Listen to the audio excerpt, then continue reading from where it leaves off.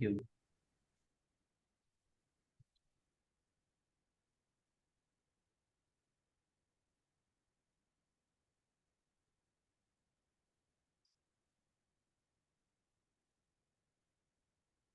Right, Ji. So we'll start with the brief introduction about the Erasmus Plus, what the program is about, and what are the eligibility criteria mentioned in the Erasmus guide. This will be followed by three types of the projects which are covered under Erasmus Plus. So we'll cover the international credit mobility, the Erasmus Mundus projects for master's program, and lastly, we'll cover about the capacity building, the CBHE grants, which are the one of the most funded projects under the Erasmus Plus program. This session will then be followed by a practical guide by Dr. Abhi Vikas, who will brief you about the template of the project as well as the budget guidelines onto the portal, how to submit it, and how to navigate the Excel sheet, which is to be submitted under the CBHE grant.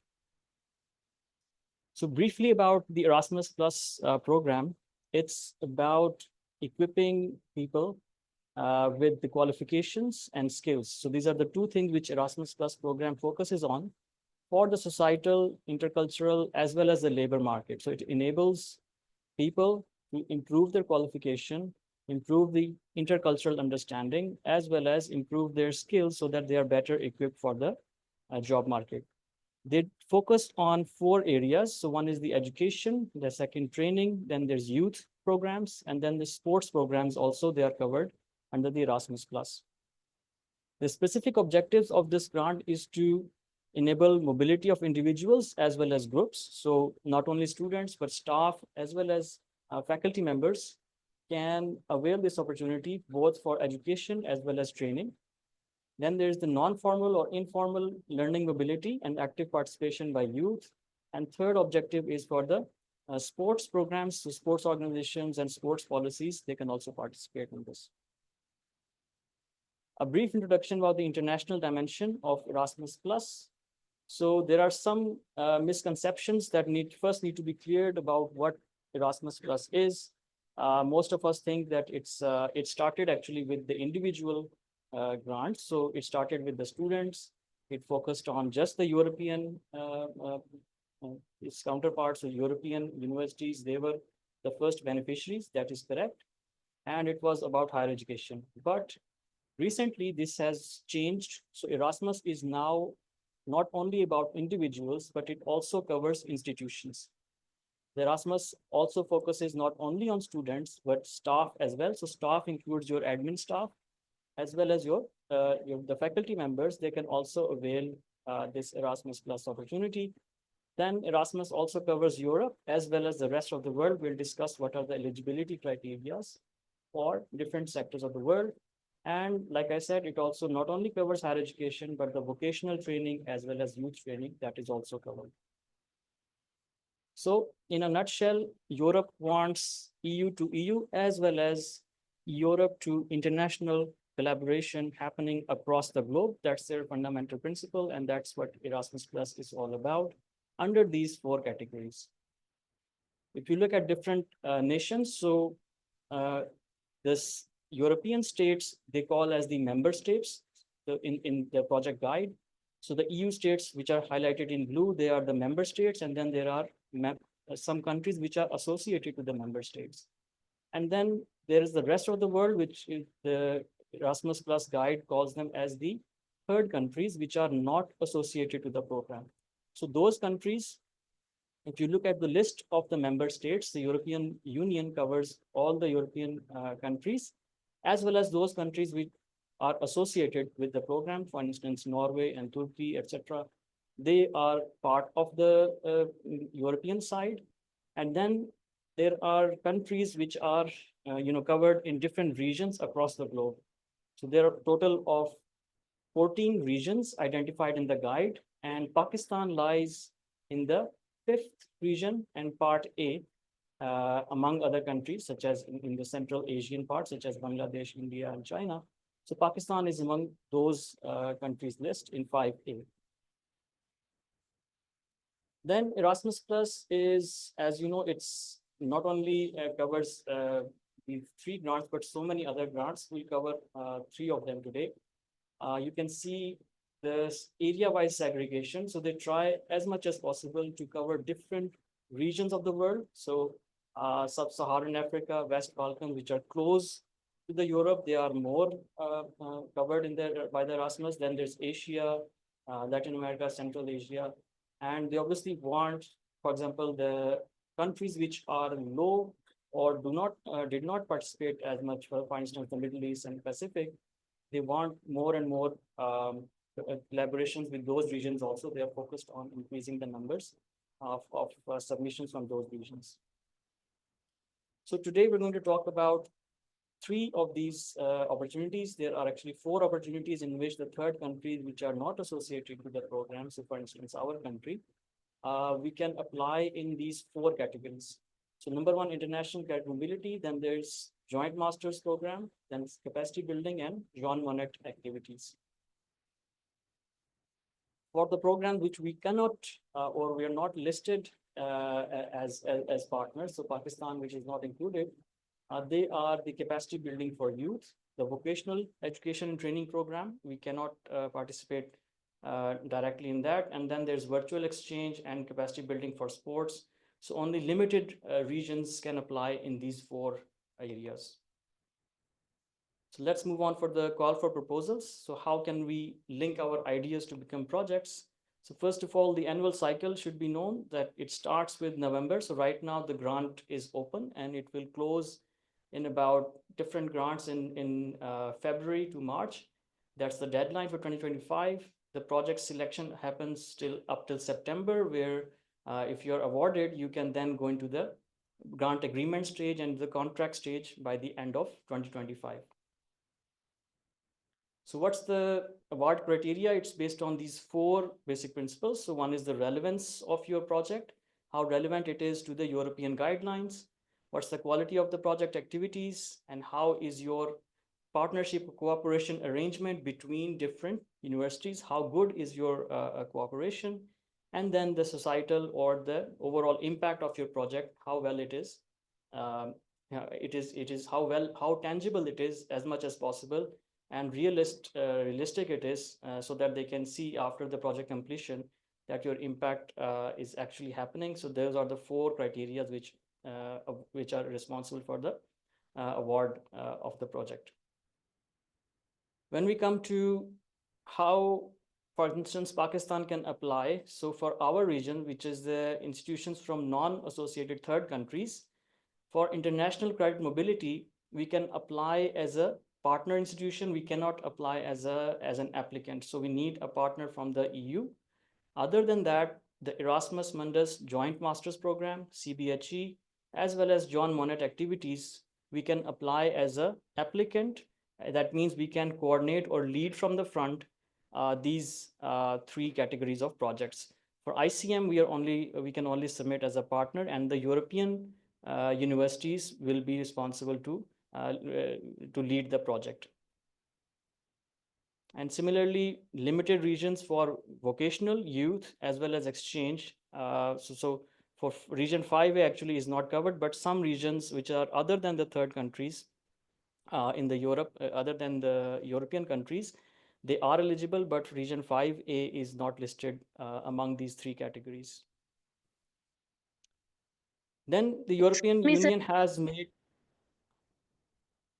Sir अगर आप pointer use कर लें तो हमें ज्यादा समझ आएगी कि कौन सी बात कहाँ पे हो रही है, इतना क्लियर नहीं हो रहा. Okay, let me just switch mouse होगा.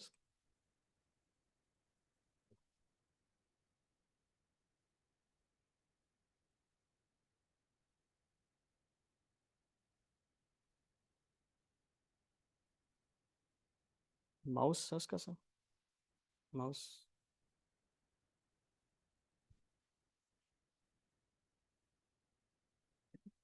Connected.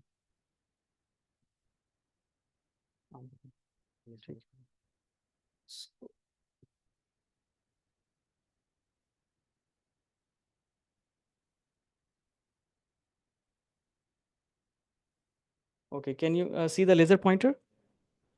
Yes, sir. Thank you. Yeah. Okay. Okay. So the EU has made what we call as the Erasmus national focal points. So Pakistani faculty members who are here, they may know that one is also present in Pakistan in Higher Education Commission. So these NFPs are appointed to assist us in developing these projects as well as link different Erasmus Plus activities happening in Europe. So they frequently email faculty members what are the activities going on, including the European trainings which are ongoing for the projects. So the Pakistan is also now part of these national focal points.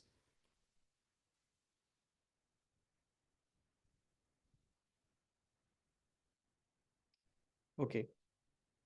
So this is the portal. So you want first step, I think I would recommend is going to this Erasmus Plus portal. So it's very easy to find. Just you can Google this portal as Funding and Tenders portal. So go to the online website, and I would recommend to look at some of the example of the projects. So you can list different projects which are ongoing. They are available on the portal. They can be used to get some ideas for your project, and they can also help you identify the team members which are doing these projects. So once you know which countries or which universities are interested in doing EU projects, which is actually the first stage to get the partners, these previous projects are very helpful. They can allow you to connect with those European countries as well as partners which are interested in these Erasmus programs.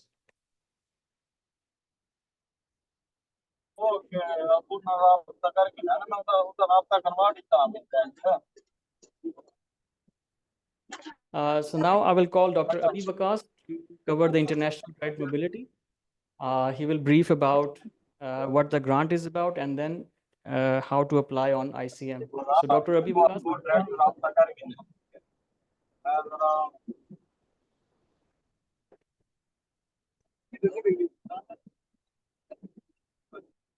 Dr. Abi, can you hear me?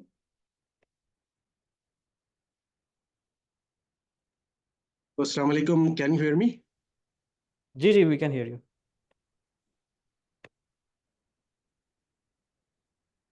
Okay, I think I would request the participants if they can turn off, because I think my internet is not that stable, because I was also not able to properly listen the Dr. Ali Turab. So I think my internet is not of that great quality. So please ping me if you cannot hear me. Okay. So Dr. Turab, should I start? Yes, please, you can start. Okay.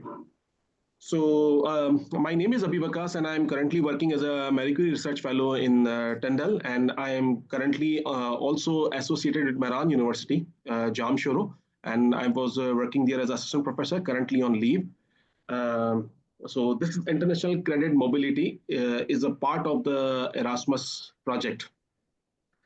Basically, I would like to, because of the time limited, because we have to cover a lot of things, so I would like to, instead of going through the slides, I would like to give you the practical aspects of the application of international credit mobility. uh, I have a guide, and if you allow me, I would like to share my screen. Yes.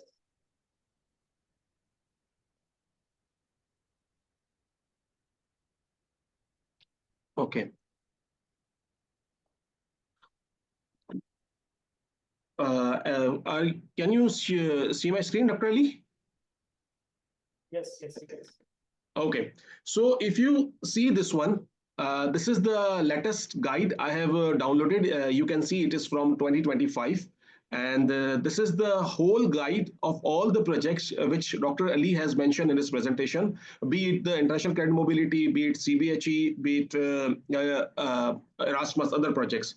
So this is the complete guide of 441 pages. And if anybody want to become the master of this projects, they should actually read this guide. But of course, we will not be having a time to go through all the part. So what we are right now covering is basically we are covering, there are different actions in this Erasmus project. And what we are talking about is key action 1, learning mobility of individuals. So this is called, in our term, called international credit mobility. And from the European perspective, it is called key action 1, in which basically you can apply the projects between the non-associated partners and with associated partners, or like with the European countries. So if I go through this content, it will become very, very difficult. So what I did is I have extracted the information from this guide, and then I build my my own short guide for these kind of projects, and which is very simplistic, and I can share it with you guys so that you can actually go through this guide. And it is only 48 pages, and most of the pages are comprises of pictures. So this is my guide of international credit mobility, which is very simple. And instead of going through this page by page, I will come to the point how to apply for these kind of mobilities. It is very simple. First thing you have to do, you have to find some partner at European universities. Like, for example, right now, let's consider I'm working in a European university because I'm affiliated with the University College Corp, UCC, and there is a research center called Tyndall. So for example, now you find me as a partner. So let's say I'm working in a European university, and then you send me an email that I want to apply for international credit mobility or key action 1. If he understands this language, then you can call it international credit mobility. If he does not understand, then maybe you have to say, okay, I want to apply for this key action 1, learning mobility for individuals. Because when you are sending email to European universities, not everybody is familiar with these kind of projects, because these are projects for supporting third world countries. So maybe the professor or the researcher working in the European university may not aware from these programs, may not aware from these projects. So first thing is that you have to find someone who is working in the European university. Second thing is that you have to make him aware that you are applying for that particular project. Make him send him these guides, maybe this guide or the guide which I will share with you, and try to explain him what you are applying for, which I will just tell you in the next slides. Okay, so first thing, find the European partner. Try to convey your message, what you are trying to apply for, and how can he be helpful. And then third thing, you have to ask him to connect you with his international office, or he coordinate himself. So if he is too busy, then he maybe connect you with his international office, or otherwise he will coordinate himself. So for example, I will just give you a demo. So this is a sample international credit mobility form. And this is not the standard form, right? So first thing is that international credit mobility, you cannot apply as an individual, first thing. Second thing, Mehran University or GIK University or any Pakistan university cannot submit the application for it. So European university have to prepare the application and submit it on your behalf. First thing is that you have to find a partner that he has the bandwidth to actually work on this form, right? If he does not have a bandwidth, for example, he do not have the time, the commitment, then your proposal will not go through. So you have to find someone who can actually allocate some bandwidth so that he can submit the proposal on your behalf. Now, proposal can be submitted by two ways. Either the professor who is working in the UCC or in the European university will submit himself, or his international office will submit. Okay. So now most of the time international office will submit. So I will just discuss this case to save the time. So now assume that you have found the partner who is working in the European university, and you are now in touch with his international office. Now your international office will send you some set of questions. Now that set of questions can be in any form, in any format or any template. For example, one of the template is this one. So this template I have received from the international office of the European university. Technically, this form is being sent to the European professor, and then European professor along with you both work together to fill this form. Now, what is this form? Before coming to this form, I will just like to show you this thing. So for example, as Dr. Ali have already mentioned that you can apply the ICM for student, for teaching and for training, right? So for example, you can apply the ICM for the mobility of the students, so they can go for the studying. So for example, that you one student is doing PhD under you, right? And you know some professor who is working in your same domain, and you want your student to get the experience so that he can go outside in European university. For the sake of simplicity, let's take an example of Dr. Ali and me. So, or Dr. Waleed and me, because we both work in the same domain. So Dr. Waleed have a PhD students, and his student is working with him. And Dr. Waleed knows me, and that okay, I'm working in the same domain. He contacted me that he want to apply for the ICM. I, after studying and everything, we can apply together. And then he said, okay, my two students will come to you in your university for 12 months. So I will write two PhD mobilities. Then he told me that I have two master students also. So okay, for how many months they want to come? Okay, 6 months, because the thesis period is normally 6 months. So he says, okay, two mobilities for a master student, two mobilities for PhD students. Okay, and of course, to judge the progress, to actually mutual, to understand my work culture, to understand his work culture, assuming that we do not know each other from the, and I'm not from Pakistan, for example. So I'm someone from Europe and have never been to Pakistan, to understand both of the colleagues' work culture, teaching, and then their labs and everything. We also added two mobilities, each from Pakistan and UCC. So Dr. Waleed can come to me twice, and I can come to Dr. Waleed twice, or me or my fellow or Waleed's fellow can come to UCC and GIK, we can exchange. So we add two mobilities for, let's say, 1 month or 2 months from GIK to UCC and UCC to GIK. So this way we actually created kind of 2, 2 and 4, 8 mobilities, 4 for students and 4 for teaching. So this is how you actually decide your mobilities. Like it should be based on some concrete, project, some PhDs going on. It is better to have a prior publication so that you can demonstrate that you are already collaborating. Now you need money to actually enhance that collaboration. I will give you one example later on when we talk about the CBHE. But let's say now you understand, and if you have any question, I will give you a break in between to actually ask the questions, okay? So now these are the financial aspects which are more or less decided. And I actually drawn this guide in 2020. From here, you can actually get the latest rates and latest budget. But more or less, they are fixed. So if you are traveling from Pakistan to UCC, you will get the travel fund of 820 euros. And if you are from Pakistan, you are coming to Europe, you will get 820 euro per ticket. You cannot change this.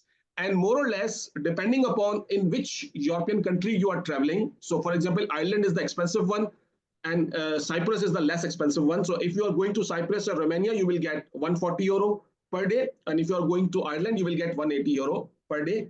And if the students are traveling, they are also fixed. It is around 900 euro per month for each student, plus 120 euro some, from the, if the student is coming from the very low background or it is coming from very interior side.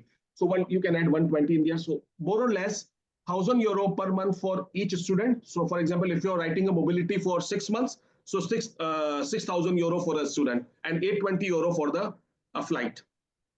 So, and this is very simply, it is very simple to actually calculate this budget, and you don't have to worry about it because anyway, the European partners international office will actually do that for you. What you have to do is basically, you have to focus on, I'm just skipping and I'm just coming to the point, right? When Pakistan is eligible, so you don't have to worry. You can apply with any European partner, so you don't have to worry. So I'm not going to the regions and everything because most of the participants are from Pakistan, and Pakistan is eligible for applying international credit mobility, and the Pakistan can apply with any European partner. So it is not a point to actually discuss this. So what I'm trying to come here is basically this point. Okay. So when you are preparing your application, so this is the project, and you have to actually, as I mentioned, that this project should be based on some concrete research, or you have some already going on something, or the universities, between the universities going on something. you can always write the fresh project also that you do not have any prior collaboration, but then the chances of success of that project is less compared to the one who has a prior collaboration, right?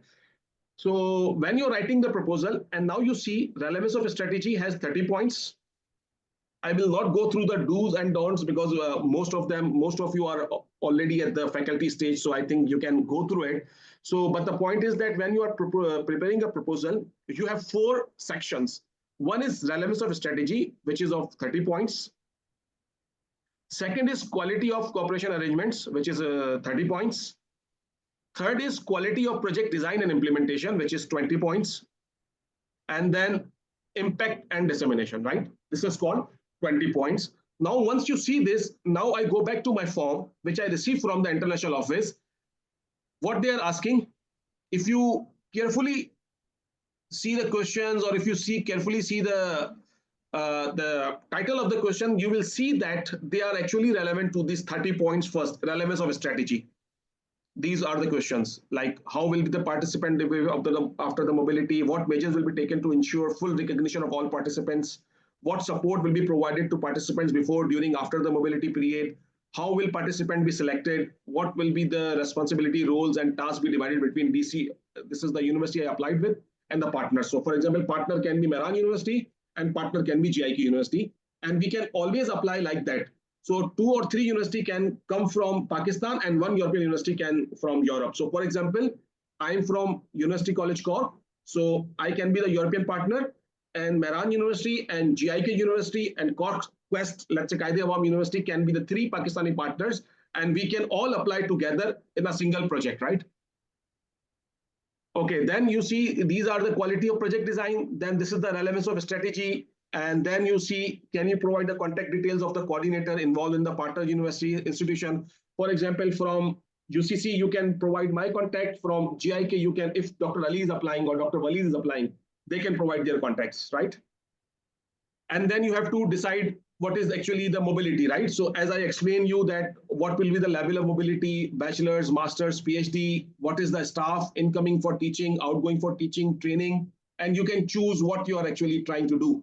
So blend of everything actually is recommended. So you have some students, or I would say majority of students, some for training and some for teaching and research. You can blend teaching, training and research, and you can prepare a text like that in which you can cover teaching, training, and when you mention the students here, masters, PhD, or faculty, whatever you mention here, you have to somehow justify that in your text, right? When you are saying what are the relevance of strategy, or maybe here you have to write it, right?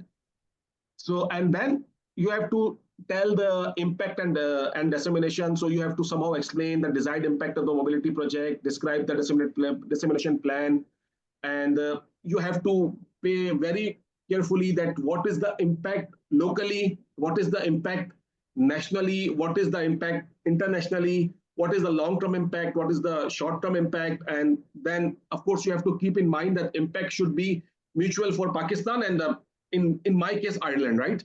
So it should be the project should be written in a sense that it is mutually beneficial for Pakistan, Ireland, UCC, Mehran, GIK, and for example, GIK, TOPI, and then SIN. So regionally, it's also impactful. So you have to be very, how do I say, like, you have a very pyramid approach. So you work on the international level, and then you come to the national level, then you come to the university level, and then locally. So this should be written very well, right? So this is one way of writing it, and then you will see what they are expecting in this section. It is very well defined, right? So they give you 20 points for explaining these points. They give you 20 points for explaining these points. They give you 30 points for explaining these points, and then they give you 30 points for explaining this point. So it is very straightforward, right? You simply copy this, try to answer it step by step, and then make a whole paragraph out of it. And that is how you write the proposal, right? So relevance of strategy, and then these are. So one sample I showed you, I received from one of the partner university, right? So they asked me to fill it according to me, and the European partner will fill it according to him, right? And then another sample I receive is that simple. They give me 13 questions. Out of 13 questions, some are personal, your name, your email address, your department, which country, how many institutions would you like to partner with? So for example, in this case, let's say 4. So one is from Ireland, GIK, Quest and Maran. Let's just example, right? So you say, okay, 4, and then you provide your details. And again, if you read these questions, they are again will be related to this 4 section I just explained from the guide. Okay. So what, let's say, for example, let's read one question. What will be the impact of activity B? Again, the impact and dissemination. How will you and your partner share the results of the activities? So it is basically dissemination, right? So again, the 4 section will remain same, but every European partner will ask you these kind of question. You have to answer it. Your European partner will little bit modify it. Then you will give it to the international office. Okay, and this is how you submit international credit mobility project. I will just quickly recap it for your understanding, and then we can go to question answer. And if you don't have it, I have something else to share. So first step is you find the European partner, email him, explain him that what you want to do. Try to have a call with him and then show him this guide, show him this proposals and everything, and then ask him to ask his international office that if you can apply for the international credit mobility project. If everything is positive, you fill this form, you give this form to your European partner will modify it and give it to the international office. They will submit it on your behalf, and you will get the result within 6 months. Normally, the deadline for these kind of projects are 19 Feb from the top. So how these projects are submitted? You, as a Pakistani partner, give it to the European partner. European partner give it to the international office. Okay. Then international office have like a lot of department, right? So, so for example, there are 5 professor. One is working with, say, let's say GIK, one is working with Maran, one is working with Quest, other is working with Zabist, other is working with DHSFA. So 5 professor working with differently, they don't know each other. They don't have met any one of you, all independently working with 5 different partners. What will happen? All the 5 professors will give their projects to international office, and then international office will actually make a combined proposal, single proposal from the university, and submit it to their national body. For example, if you compare it, let's say we give it this whole combined from Maran University, they will give it to HEC. From GIK University, they will give to HEC. From Quest University, they will give it to HEC. Now, HEC will submit it to the European Commission. So this is like from Pakistan to European professor to international office to the international office will combine the project of whole university and then give it to the national contact point. That national contact point will combine the project of all Ireland and then give it to the European Commission. And then European Commission will subsequently allocate the funding to those proposal, give it to the national point. National point will disperse the money to all the universities, and then university will disperse the money amongst the professor. So for example, you write 10 PhD, 10 MS, 10 faculty exchange. So become 30 mobilities. And maybe in the end, you only get 2 mobilities because from the top-down approach, from the European Commission cut some budget, then national contact point cut some budget, then university cut some budget because it has to be distributed to among all the professors. And then maybe one professor wrote better than you, so he maybe get 80% of the fund and you get the 20% or vice versa. So this is how you actually apply the international credit mobility application. And I think I will just take a quick break and then I will share some more practical skills knowledge. But before that, I will stop and say if you have any question. Thank you, Dr. B. It was very brief and comprehensive way that we learned that what the brief protocol of the process is.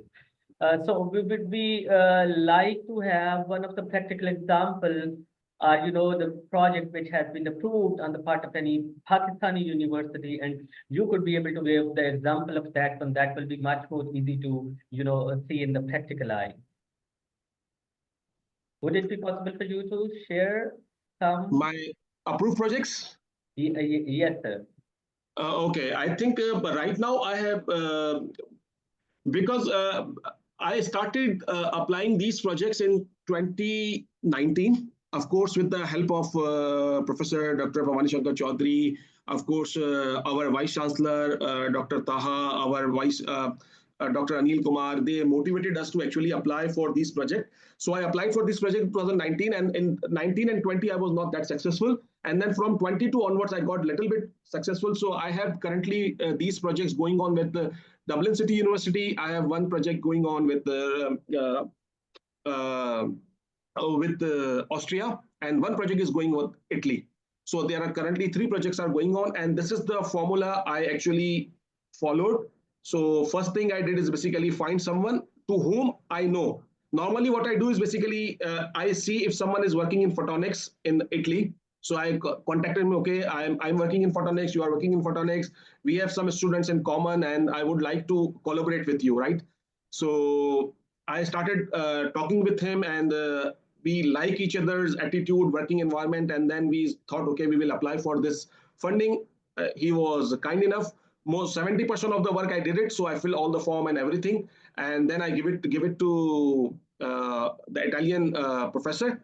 He actually added his part and then give it to the international office.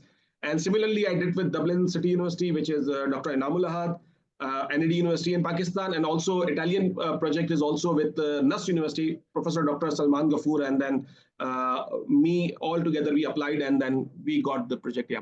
And the total mobilities per project, briefly about total mobilities, how many research scholars and how many faculty members each on each project have been also approved? So if you ask me in total or per project?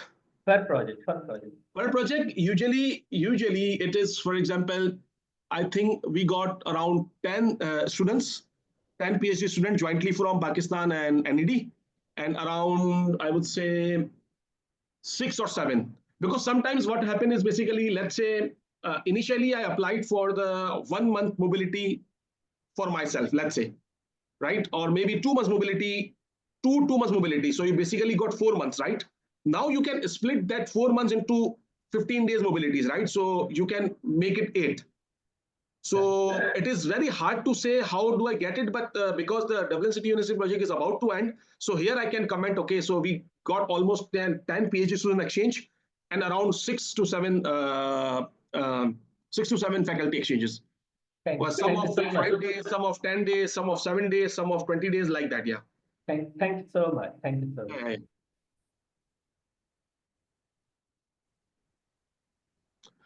Okay, if you do not have any other questions, so I would like to actually give you one practical advice that before you are planning to apply with any European partner, you have to be very, very careful that if that region, so for, let's say you're applying the project with Italy, again, let's take the example with Italy, and you are applying with, let's say, Politecnico di Torino.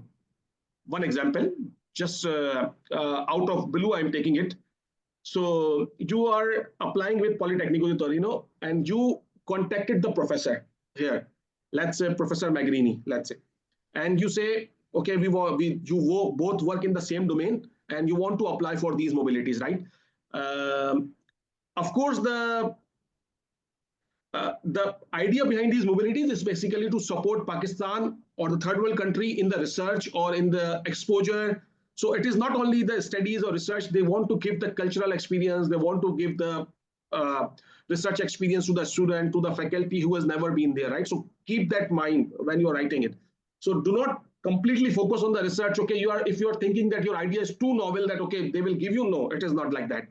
So novelty of the idea, cultural exchange, impact on the interior, on the students who have never been to outside world.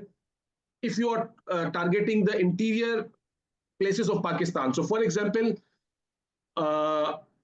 someone is applying from the NUST alone, and someone is applying from the interior, I would say any other, like say Balochistan, any university, because they need more money than NUST because they already have the opportunity. So there are chances that the person who has written from Balochistan will get the fund compared to other.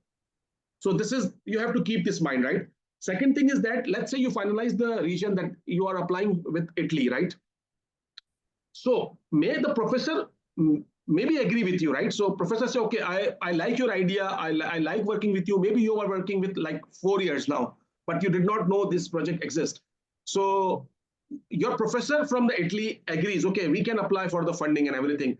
But the international office says, because international office has his own dean in form of like, okay, director or vice chancellor or president. Normally they call it president. So international office have his own president, and president has decided that, okay, this year we will apply with uh, this set of region, and maybe in that region Pakistan does not include, but this is not coming from the commission.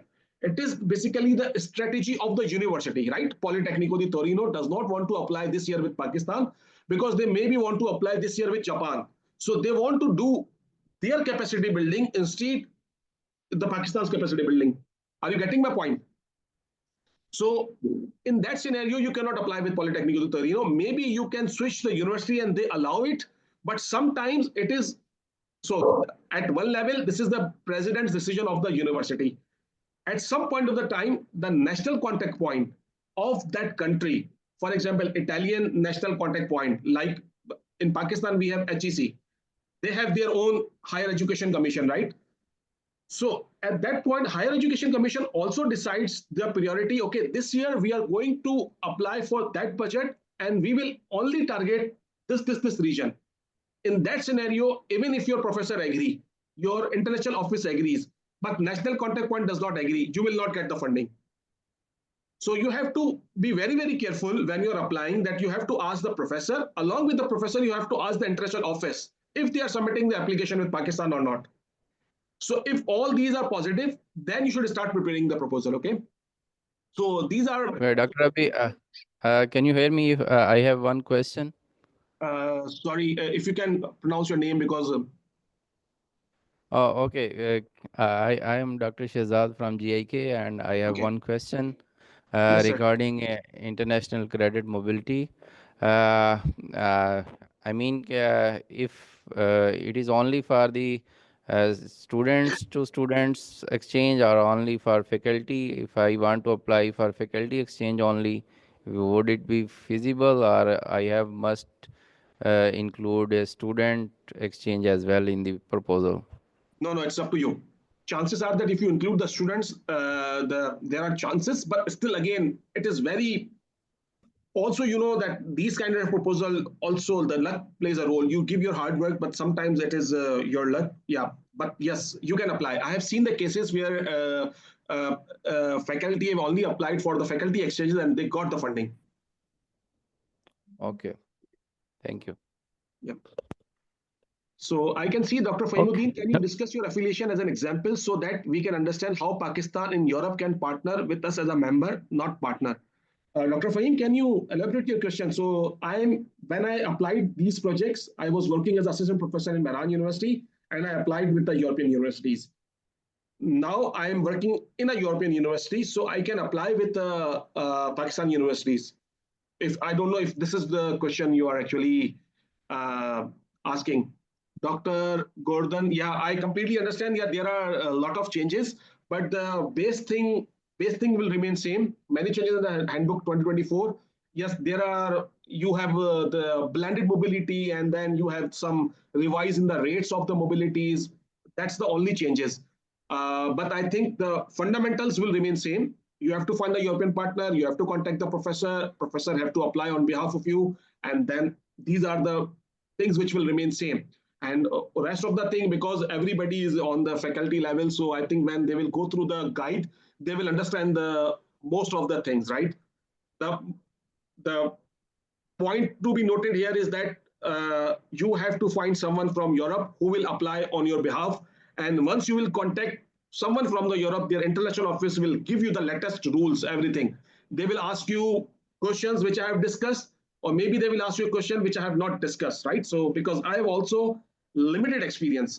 If Dr. Bhavani was here, or maybe someone with a greater experience would give you the greater set of questions. But again, this is it. He's here, I think. Yeah, Dr. Thank you, Dr. Abhi. I was attending one wedding reception of my nephew, and also now just reached at home. So Okay. you have covered almost all aspects. I just here some simple tips actually. Yes. First thing first is to identify, to know someone at some European university. That is the Yes. first thing. First, any professor you know. If you don't know professor, then we come to the second line. First, if you know the professor, you can write. We can send you a sample of draft mail. That draft mail is having all these things.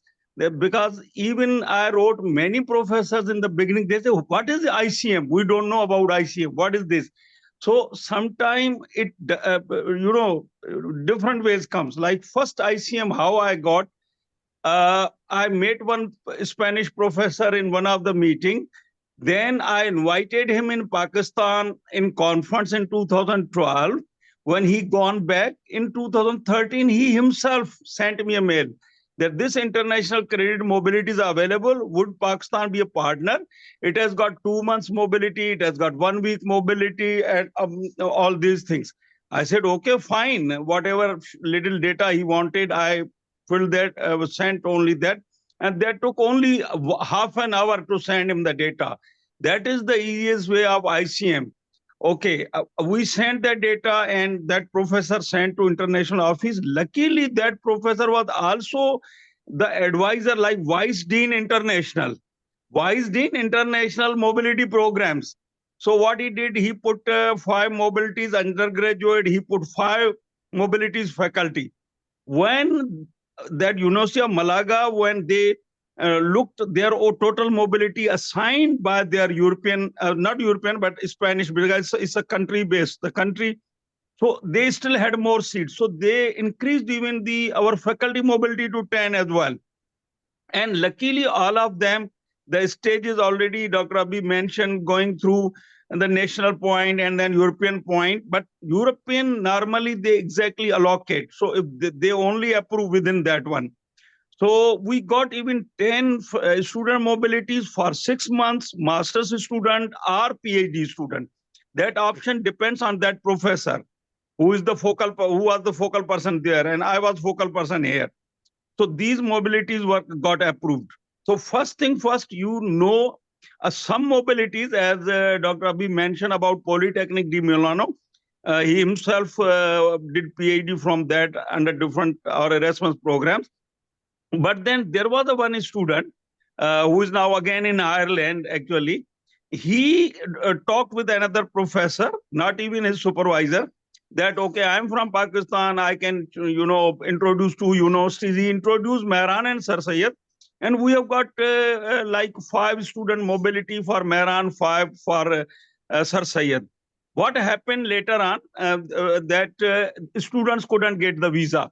Then they converted those mobilities into faculty mobility as well. So that all depends on the professor. And Dr. Abhi, myself, we always attended that mobility. So it again depends. You know someone. Okay. The second step is, if you don't know, we have got a draft of letter. We can send you that letter, and people have written those letters to international office that, okay, this is our university, we already running one of these programs, or not running Erasmus program, but we would like to participate in these areas. And maybe international office forwards that mail to all the relevant departments, and you get immediately some response from relevant department as well. But again, it depends on their interest and luck and all these things. So the easiest way is someone. How to know someone? What I do, mostly what I do, anyone who has cited my research paper, or anyone like Dr. Abhi mentioned that working in that particular area, my relevant area. So I tag at LinkedIn, I take at Facebook or social media, I send a message, things like that. So we come to know each other, because understanding is again very important parameter. The European don't directly, they consider, they see what type of person that is. Tomorrow, once the mobility is approved, then we have to announce on our website portal. It is not me. Even I got those, suppose one mobility for any university. And then still I have to advertise for 15 days on portal that anyone interested, they have to apply. That is a huge work, I would say. And when a student or faculty is applying, you have to evaluate that form pro forma or form, then you have to send that form along with the link that you have created awareness and all these things. And sometimes you get 500 euro for that one as well, once candidate is selected. Then they select the candidate and finally award that one. It's not necessarily be you, but since you have got understanding with the professor, definitely when they evaluate, they give you the top priority. So things are there. I think one has to just make an effort. Easiest effort would be definitely all the young faculty, PhDs who are working in emerging areas. Their research must have been cited by someone, and it's better to write them later to that professor in European countries that I would like to, be a partner in that one. And then you find, their response. It's not necessarily everyone should give you a response. Sometimes we write 20, 30 emails, we get a response of 2 emails. Recently, I've been working for another project, and even I'm knowing the professors, but those professors, they say, we are very busy, we cannot do it. They have forwarded, even one of them is pro-rector. He forwarded to some dean or head of the school, but no response is coming. So he said, okay, he's not giving, then I will, forward to some other one. So you have to give the time. The few things are very important. If you are serious, you have, my experience is, averagely you have to give 2 to 3 days for at least for ICM, which is usually the European university. They close by 15, 16, 20th December, because then they have Christmas, they have their own 1.5 month schedule. The last date I think is 5 February. They have to submit to the EU from their country's national point. So you have got only now 10 days to play around actually. For ICM, only 10 days, I would say. I don't know, Dr. Abhi may tell you, I know that all the timeline. According to timeline, they have to submit by 5th February. That is the last date. But usually they don't give response. But and internal, their last date usually is around 15th December. So they finalize before Christmas or after immediately Christmas, and then they send to national point and further onwards. So time is again another factor for ICM. Thank you. So if there's any other, yeah. Thank you, Dr. Abhi and Professor Bhavani Saab. Really, you have shared us the tips, winning tips actually. And these tips are very important for us to consider, particularly when we are focusing and particularly we are targeting this coming turn to apply. So my humble question is related to winning tips of the project as well. As you have rightly indicated that how we need to pursue to the professor, we need to have some. Sorry, voice is not coming. Can you hear me, sir, now? Hello, can you hear me, sir? Yeah, we can hear you now, but if you could repeat that. Sir, you have given us very right tips, winning tips, that how we need to make connect with those professors and European professors, and then we need to follow. So my humble question is, would you be able to give us the winning tips for development of proposals, particularly? I mean to say, since you have a good experience of having these one proposals, so would you be able to give us a few tips particularly related to the proposals? Of course, those will vary from discipline to discipline where we will be imparting, but based on your experiences, a few tips, if you are, Dr. Abhi could also share with us, that will be precious for us, sir.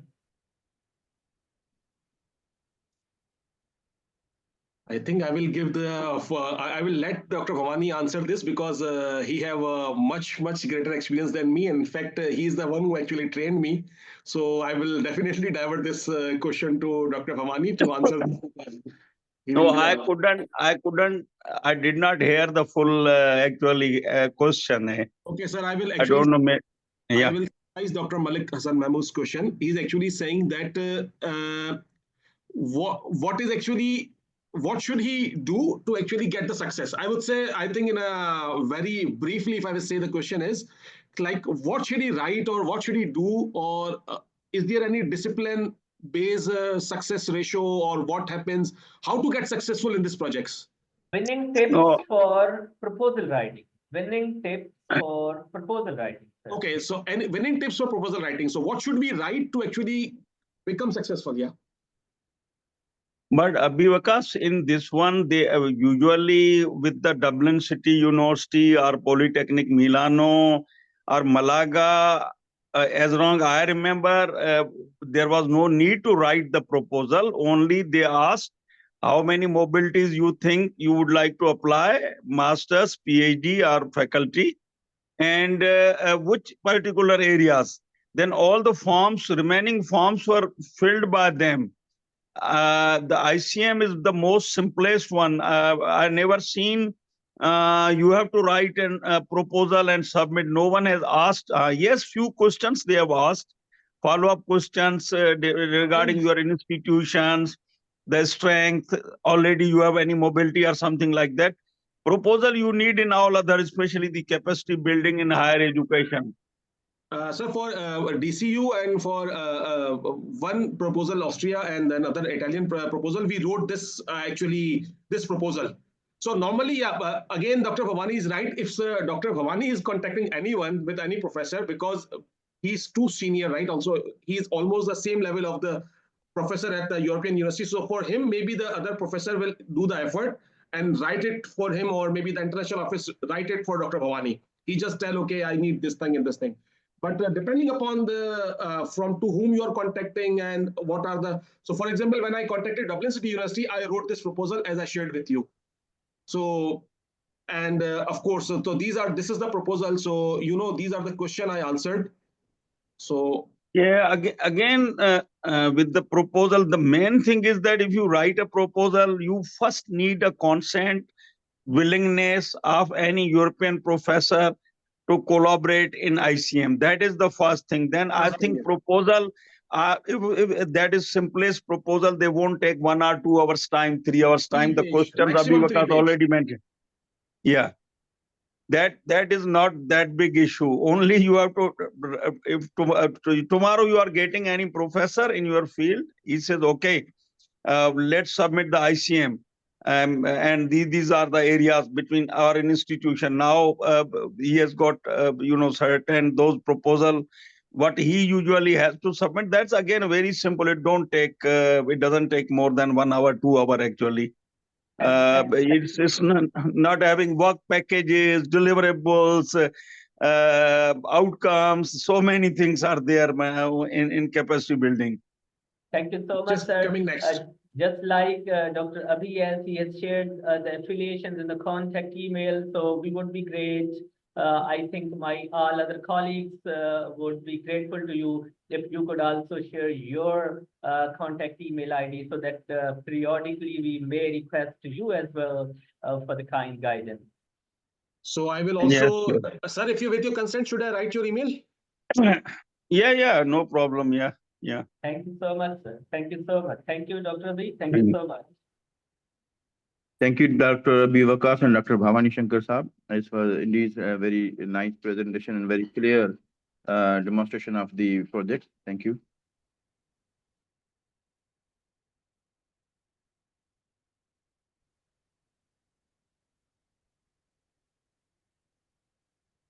Okay, so if you do not have any other question, maybe we, Dr. Ali, are you taking a break? Yeah, or we can proceed to the next session. I think we have taken a little bit more time, so we need to cover up the next 2 parts. So okay, so I will just quickly share. I quickly share the contact detail of Dr. So can you Yes, see my screen? So these are normally, this is the faculty email, and that sometimes Dr. Bhavani responds on this one also. So this is his full name. And then maybe after the email, if he comfortable, then you can take his WhatsApp or mobile number later on, okay? Thank you so much, sir. Thank you. so thank you. Dr. Rabi, so I think we don't have time for a break, so we can continue with the next session. Let me just share my screen again.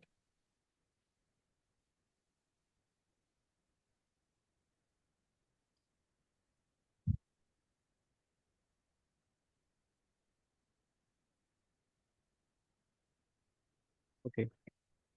So the next session is about the Erasmus Mundus. So this is the second category of the proposals, which even Pakistan can also apply. So usually Erasmus initially was for students, but now, like I said, that the master's program, such as joint master's program, and one aspect is the design measures. These two actions are also covered from the call in 2021 up to 2027. So we'll discuss briefly what they mean. So the joint master's program is where you link up with another university as a faculty member. You make a consortium of a university and create your own master's program. So it's a joint degree, or you can call it a multiple degree.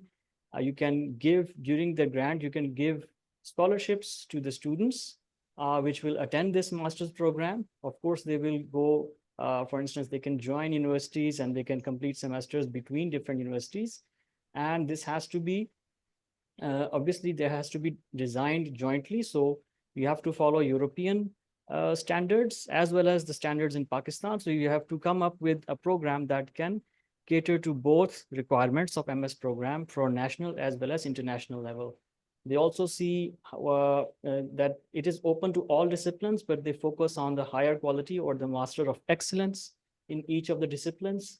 So the most relevant or the most recent programs which are being opened, they are more likely to get this joint master's program scholarship. And then the requirement is for 3 HEIs from 3 different countries. We'll come to the specific requirements later. So the main objectives of this call is to support quality innovation, the excellence, and how to internationalize the HEIs through academic cooperation.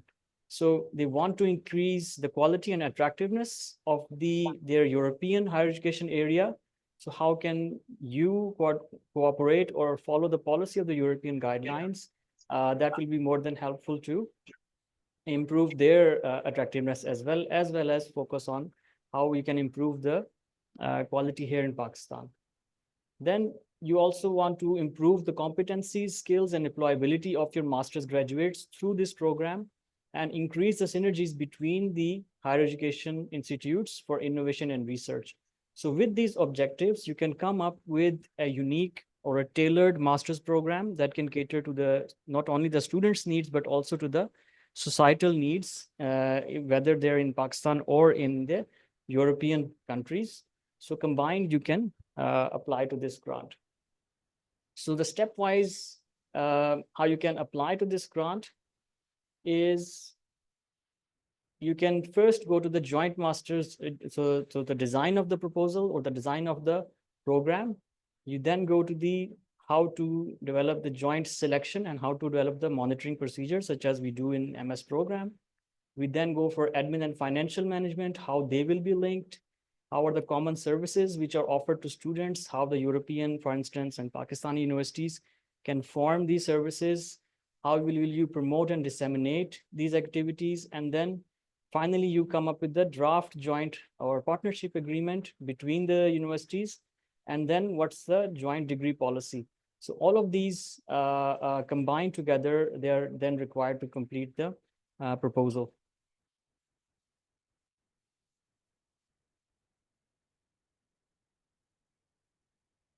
Okay.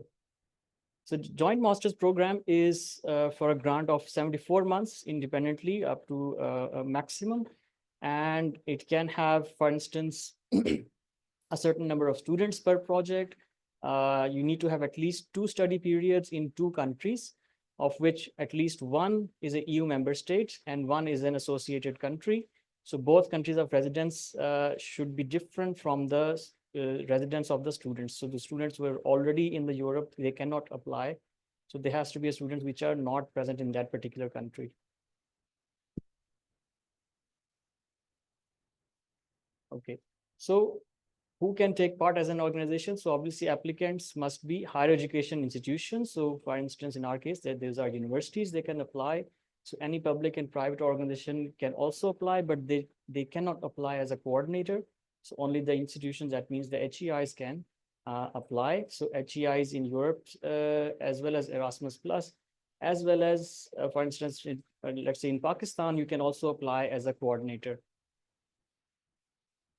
So the minimum consortium requirement is 3 HEIs from 3 countries, and at least 2 must be from the EU state or associated country. Associated country means those countries which are associated to the EU, and then the third country obviously is the one from third countries such as Pakistan. So how do you calculate the funding? So for instance, like Dr. Abi Vikas just mentioned, the maximum contributions for the institutional costs is mentioned here. So you need to cover the maximum number of student scholarships. You need to cover up their expenditures per month. So for instance, this is an example shown here. So this is max duration in months of the program, such as 12 months, 18 months, or 24 months. DR represents this duration, and NRES is the number of enrolled students. So how you can calculate? So for example, the maximum contribution is 750 euros per month multiplied by the duration and then multiplied by the total number of enrolled students. So you can calculate the total cost for the institutions. How to calculate the maximum scholarship per student? So the scholarship is calculated as 1400 euros per month multiplied by the duration of the master's program. So for the joint masters, of course, the student needs to travel to different countries. You can mention what's the duration based on your agreement, the agreement you draft with the other university, and then mention how many months they will be traveling and what will be the expenditure. You can mention the expenditure in the proposal. This is an example for the joint master's program. So such as here you can see there are 4 partner universities, and they came up with the program called MSc in Smart Cities and Communities. So SMACs, they came up with this MS program in coordination with 4 universities, and many other partners were also involved, and they got the funding based on this unique idea. So of course, not only universities, but how can you take part as an individual? So you can apply the ongoing or the running master's program. So those programs which are offering the same joint master's program, the students can then go to those programs onto the portal and directly apply to the consortium. So for example, if you are given the master's program or joint master consortium, if you have won the scholarship, so the students can apply to your master's program, and then you can give them the grant, or through competitive process, you can give admission to them, and then they can attain this facility from your institution. So what is this EMDM project? The second part is, so first is the joint masters. So second is design measures. Design measures means just you can call it as a way to prepare the joint masters or the second part of the program. So design measure means it's a short duration program for about 15 months in order to support the institutions to come up with the joint masters program. So this project or this grant basically enables the universities to mobilize their resources, to mobilize their staff members, come up with meetings and other activities in order to create that master's program. So this is, you can say, this is a preliminary step in order to create the next grant. So it has a lower value. It's about maximum contribution of 60,000 euros between the 2 universities, and then you can avail this facility in the EMDM grant. Again, the university applications can be submitted by any eligible HEI. So Pakistan can also be part of both the joint masters as well as the design masters program. So for more information, simply you can Google. So someone is also asking in the comments about the website. So the website name is Funding and Tenders Portal. So in the Funding and Tenders Portal, We will show you, I think Dr. Abi will also show the portal soon in the coming session. So there are different grants mentioned in the left hand side panel. Among them, you can search the keywords EMDM and EMJM, and from there you can download their guide as well as the preparation documents which are available on the portal. Okay, so we'll have a brief question answer session if anyone has about the joint master's program, and then we will continue with the capacity building program, which is our one of the main projects. So if anyone has any questions, we are open for. So thank you very much for very brief and comprehensive sharing. It has been really nice experience to learn about, and of course, this is not the simple steps we need to follow. Just wanted to know, do we have any successful example here from Pakistan side having a joint master program proposal approved, or that design proposal approved? Dr. Abi, is there any proposal do you know of? I think Professor Bhavani may. I think Dr. Bhavani may have a little bit more information. I know one project from Mehran University. Also, I was not part of it. I was in attendance. I saw some news that it has approved. So I think Dr. Bhavani will give a little bit more information on that. Right.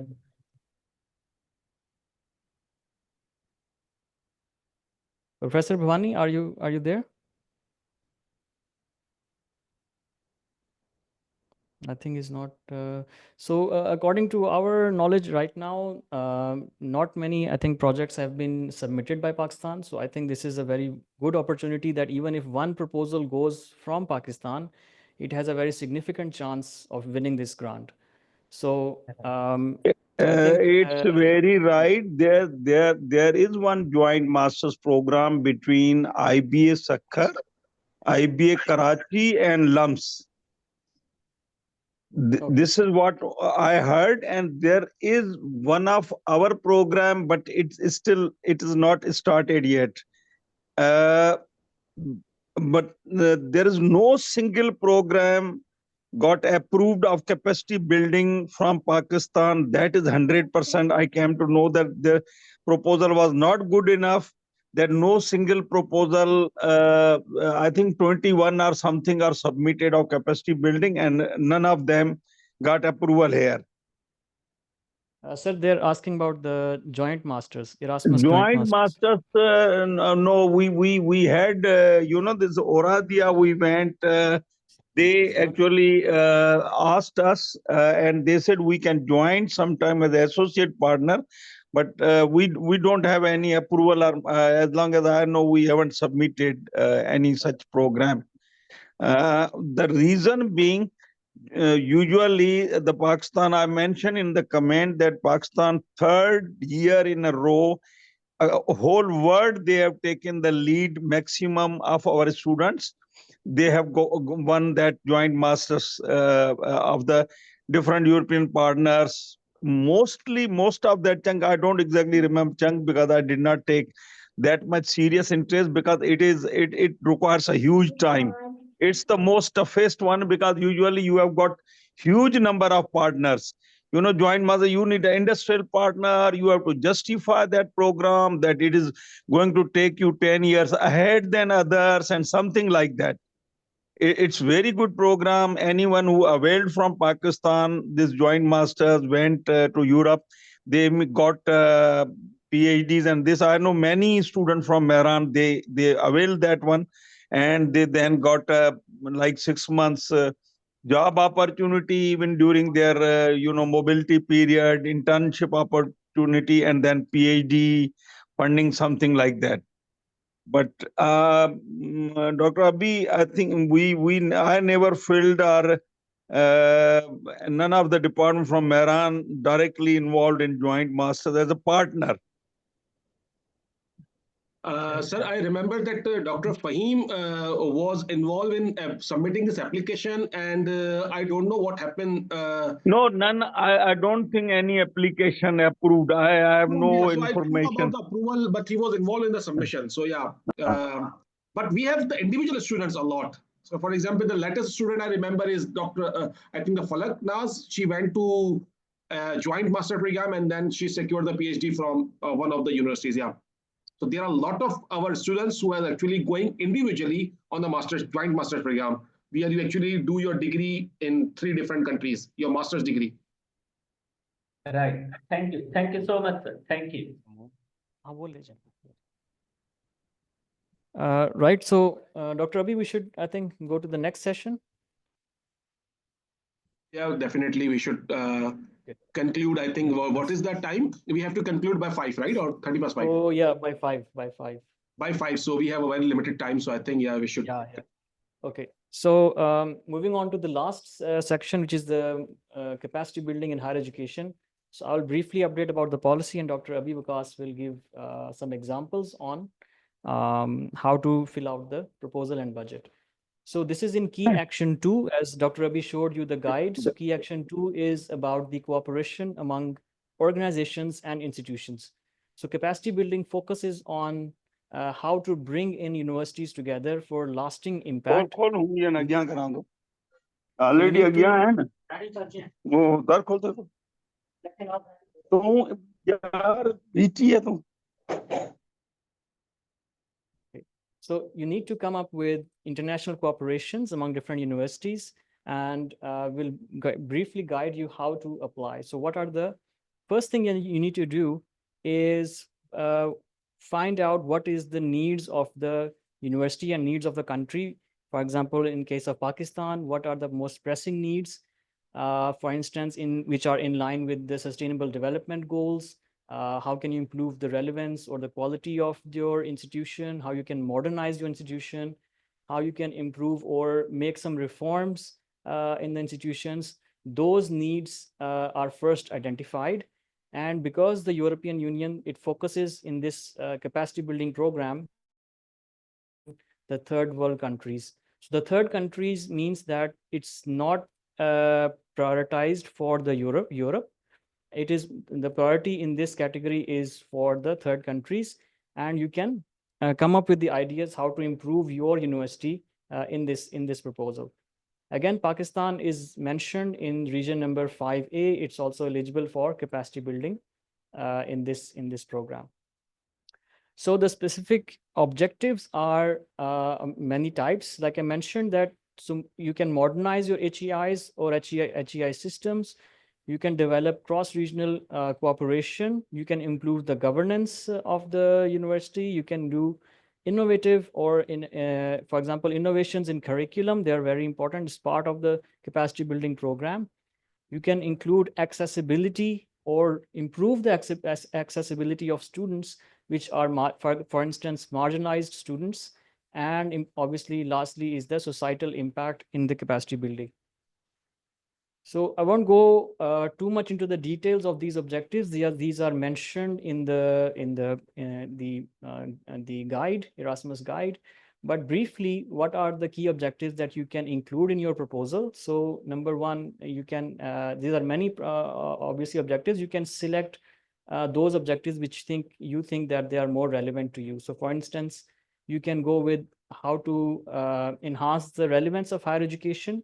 You can improve the quality of your institution. You can improve the level of competencies or skills. Let's say you want to improve the employability of your students. You can also focus on the pedagogical skills. So for example, how to enhance the teaching, the assessment mechanisms of your staff and students. And you can also focus on improving the training of teachers, for example, especially the faculty members and CPD activities which take place in the universities. So all of these activities can be mentioned inside the proposal as the objective. There are 5 key areas which are the priority areas in CBHE. So the number one is the green deal or the transformation. So you have to link your proposal to how you can successfully attain the sustainable global goals, which are Green Deal goals. For instance, can include, let's say, climate change, environment, energy. These are just example topics. So you can include any technology, any kind of faculty can apply to this grant, and they can link their proposal to a Green Deal, or they can link their proposal to digital transformation. For instance, our project was on augmented and virtual reality. So it fell under the umbrella of digital transformation and improvement of the curriculum. So you can improve the digital skills, you can improve the connectivity or training or digital systems. Third category is the integration of migrants. So how you can improve their qualification or the legal pathways of migrants, how you can give access to education, scholarships to them. Fourth is governance, peace, security, and human development. So in any of these 4 areas, if your project lies in those, for example, health, youth, citizenship, the fundamental rights, economic rights, etc., they can fall under this category. And last is the sustainable growth and jobs. So how you can improve the skills of the students, the entrepreneurship. For example, our ORIX can apply how to improve this particular area or the employability area, job market, how you can improve the job creation of your students. So these sectors come under the 5th category. There are 3 types of projects with CBHE can be implemented. So one is the national projects, which means you only have one eligible third country. Then you have multi-country for one regional project, and then you have multi-country cross-regional projects. The majority of the budget is 90% of the budget is given to national and regional projects. I'll come to the next slide what it is meant by national and regional, and what is cross-regional. Cross-regional are less, it's about 10% of the total budget for the CBHE grant. An example given here for the CBHE project example is 3 Tunisian higher education institutions, which proposed a master's curriculum for overcoming some of the bureaucratic or organization challenges faced in their country. So their students and faculty came up with this idea that you should have a joint master's degree with with EU countries, so they can train their students and staff members within Europe, and they can come back and have a much better impact. So they set their students to a double degree between the two, and you can have obviously improve their training as well as send your students for this degree within this grant. The total budget is approximately 100 million for the CBHE, approximately for this grant, higher education grant, roughly 150 proposals on average are funded every year. So in this year also, they are targeting the same number. And the co-financing is 90%. So 10% of the cost needs to be covered from the institutions themselves. So what is meant by national and multi-country? So national is, like I said, that's 1/3 country must be involved, and then other are 2 are European countries. Multi-country means you need more than one country, but they should be from one region out of the 14 regions mentioned, including then obviously the European countries. And then cross-regional projects are those in which you have several regions. I mean, you can go from, let's say, Asia to maybe some Latin or America or Western blank. So you can cover different regions, and obviously there are also EU member states included in this one. So we have 3 strands in CBHE. The first strand is about fostering access to cooperation in higher education. So this is what I would say is the first step in getting to the this CBHE grants.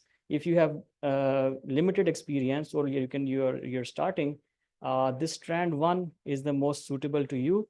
This is a 24 to 36 months program, so covers costs from 200,000 to 400,000 euros. Strand 2 is for partnerships, transformation in higher education. So it goes up to 3 years with budget up to 800,000 euros per project. And the third strand is structural reforms and projects. This is a much bigger grant. So this is about 1 million euros maximum. But the condition in this Strand 3 is that you have to involve the educational ministry in the grant to attain structural reforms in your project. So you need to have, for example, in our case, the education ministry must be involved if you want to have reforms within the higher education sector.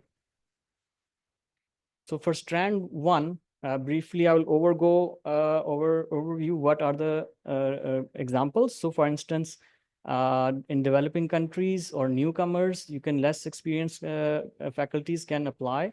So they can go in two broad categories. So one is the management or administrative capacities you can enhance through this Strand 1. You can reform, for example, your higher education institution. You can modernize, for example, ORIX. You can modernize the, for instance, the international office is quite often is missing in our universities. You can improve that region. You can improve the quality assurance procedures in the universities. So there are so many examples. You can improve the capacity of your universities. And then on the education side, you can include, for example, modules or study programs or trainings of courses for the HEI students and staff. Those training programs can be developed in coordination with the European partner to improve the quality of education for your university. For Strand 2, this is a higher focused on the higher education. So how you can transform the higher education.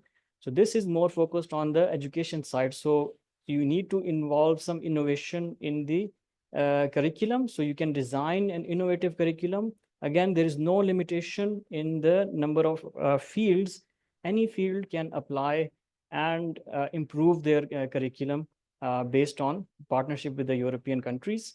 You can involve learning or teaching methodologies, new pedagogical skills can be there, and you need to have active engagement with the business world. So any industry or research or private organization has to be active part of this Strand 2. Then for the reforms part, you can have institutional level reforms. So for example, any sustainability or any other example can be there where you can improve the quality and policy of your management systems or the reform systems. This can also be part of Strand 2 grants. So an example of the possible activities are mentioned here. Again, this is an example list, so you don't need to involve all of them, but at least 3-4 of them must be there for your project. So for example, if you're applying for this Strand 2, you need to have an innovative curricula that you want to incorporate at graduate level. So you can involve the new learning or teaching methods, new curricula that you want to introduce. You can have open educational resources. MOOCs, for example, can be added. Blending learning can be added.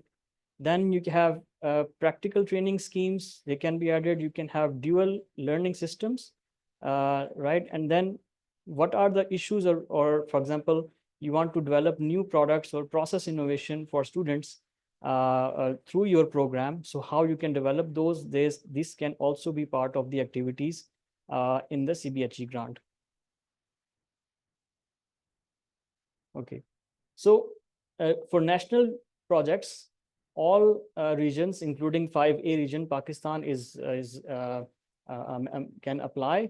So you have the minimum requirement is 2 EU member states, which means for each country, each European country, at least one university from each country should be there. So a total minimum number is 2 universities from 2 different European countries and one country from third country. So for example, from Pakistan is just one country, and within Pakistan, you need 2 universities to collaborate. So this is the minimum number.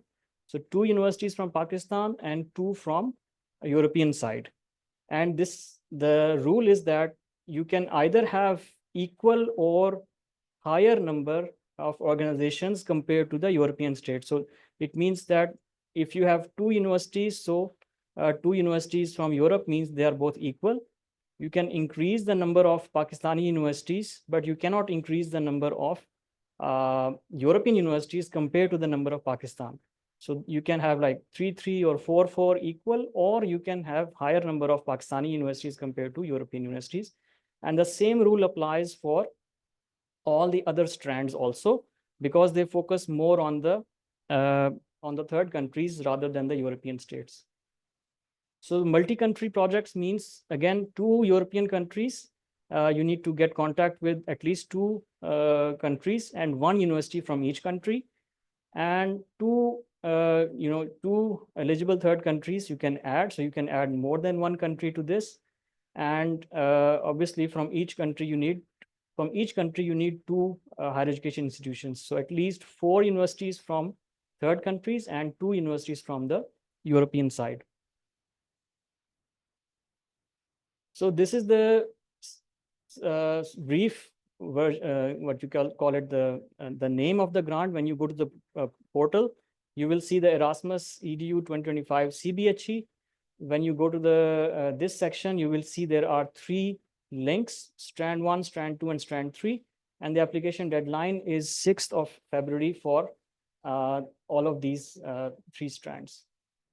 So here is an example that I've added. So this is funding and tenders portal. On the left side, there is this panel over here, which shows you can specify which year you're applying. So for example, 21 to 27 is the program period. Then which call you're applying to. So Erasmus Plus, you can choose. There are other calls also as well. And then 2025 CBHE, you go to there. Here you will see the 3 strands: Strand 1, Strand 2, and Strand 3. You go into this blue link over shown here, and then you can see all the documents which are present and all the objectives which are present inside the grant. So finally is the Strand 3 part, so structural reform and projects. So you need to, like I said, you need to have a national ministry for higher education as part of the consortium from the start. So it must be from the start.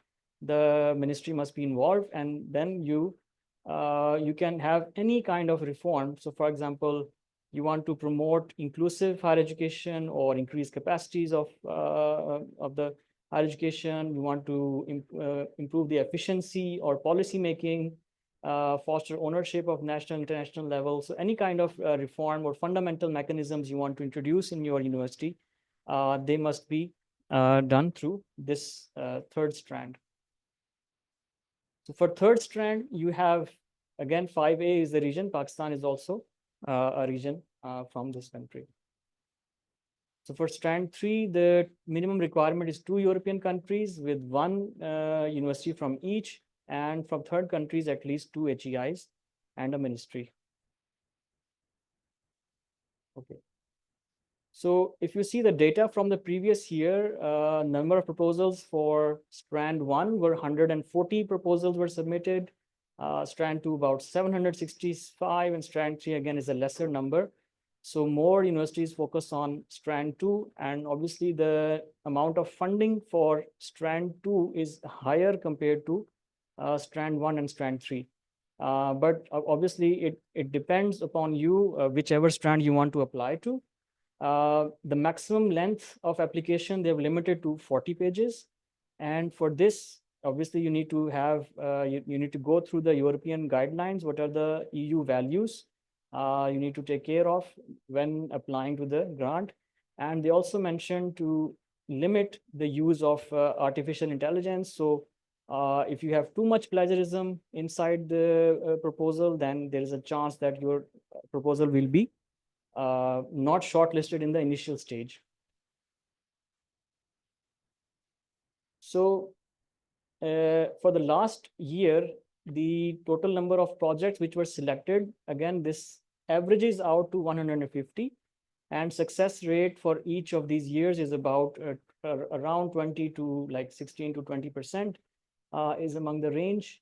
And there are about roughly, if you see the full partners list, there are about 1,300 full partners and about 1,400 total number of beneficiaries if you combine the data of all 3 strands.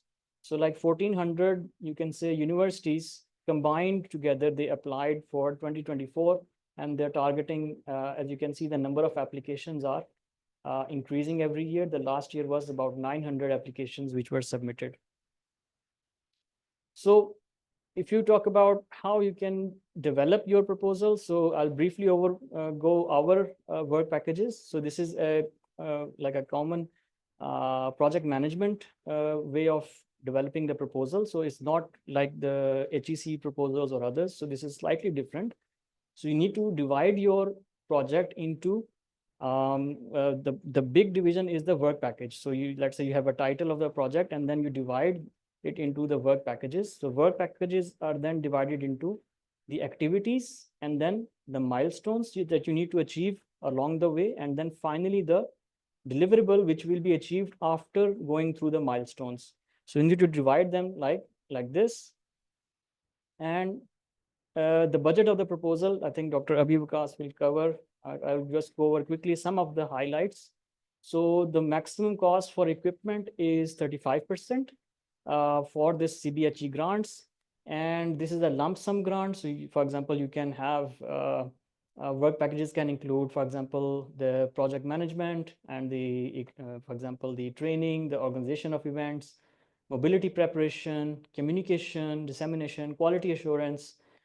These kinds of topics can be included as your work packages. It depends upon obviously the type of project you're doing. Then you have the activities and deliverables for each work package, and you assign cost related to HR, subsistence, so contracting, etc., or the equipment based on the work package that you're doing. So I think I can give the floor to Dr. Abhi Vikas. So briefly overgoing our proposal, just an example. Yeah, here. So we developed this proposal. So this is so developing of, or we can say capacity building in the teaching of AR and VR. So we focused on how can we develop digital tools or digital using augmented and virtual reality. How can we create curriculum, an advanced curriculum to develop augmented virtual reality platforms that can cater to this STEM-based program. So what are the requirements of the STEM-based program? Obviously, we need to improve the communication, the research, the problem solving, the critical thinking, creativity, collaboration. So these are the needs of the STEM activities, and we can identify these needs and the latest developments happening, such as digital twin, which is a pillar of the industry 4.0, and we need to incorporate that into our curriculum. So we developed a master's program in this, and based on that, our work packages are, as an example, are seen here. So we have project management, which is the first work package, and the dissemination is the last work package. These two are compulsory for each CBHE grant. Again, it's important to note that work package cannot be a task or an activity. It has to be a broad division of one of the a key main you can say division of your work project. For example, you can have center of vocational excellence is one part which you can achieve. It should be a tangible thing, so this kind of thing. So center of vocational excellence is obviously a tangible thing. Then you can have development of academic modules. So let's say we develop master's curriculum for AR and VR in this work package. Then we have capacity building, so trainings and courses, all those things, they are in the fourth work package. The fifth one is quality assurance. So how can you incorporate the different measures to improve your curriculum? And last is dissemination and exploitation. So today's activity also is part of the capacity building as well as dissemination part for our project. So these are the brief view of the work packages for our proposal. So you can see the first work package. So you can choose one lead. For example, Mehran University is the lead in this one. For work package 2, you have, for example, GIK is the lead for the Vocational Center of Excellence. Then work package 3 for digital paradigm, you can create, for example, PBLs or CQI. We can improve the curriculum. These are activities are included in work package 3. For 4 as well, we are focusing on training and capacity building in this one. 5 is the quality assurance and the management. So University of Oradea in Romania is the lead in this. So each work package you can see focuses on concrete and a big aspect of the project, and they are led by different universities. So for example, in this case, there are 6 universities which are leading these 6 work packages, and other universities are part of the work package. They can obviously participate and give their contribution to each. So I'll hand over to Dr. Abhi Vakas, who can then brief more about the writing and budget part. Dr. Abhi? Okay, Dr. Ali Rab, thank you so much. Okay, I will just take the floor. And before I start, I would like to first acknowledge and thanks our higher management, like for example, Professor Dr. Taha, Dr. Anil Kumar, Dr. Bhavani, who actually trained us and gave us the bandwidth, gave us the platform actually to work on these projects. So now we are talking about it. So again, thank you so much, higher management. And again, Dr. Bhavani is here, so who actually trained me and then who actually gave me the opportunity actually to work on these projects. So I would like to start with this acknowledgement, of course. So as you might have seen in the, first I would like to share the screen. Ali, can I? Yes, you can share. Okay, so as you have seen in the chat box, I have sent one link.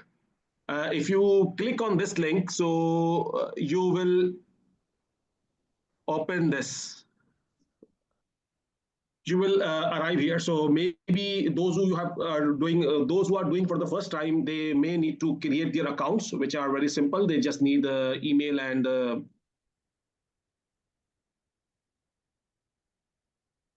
okay. So once I shared the link in the message of the Zoom, in the chat of the Zoom, and once you click on this link, you arrive on this portal. So this is the screen it looks like. So my account is login. If you do not have an account, you have to make one. And once you make this account, you arrive on this portal, and you can see here the call which we are talking about, which is basically capacity building in the field of higher education, Erasmus EDU 2025 CBHE. And the deadline for this call is 6 Feb 2025, Brussels time.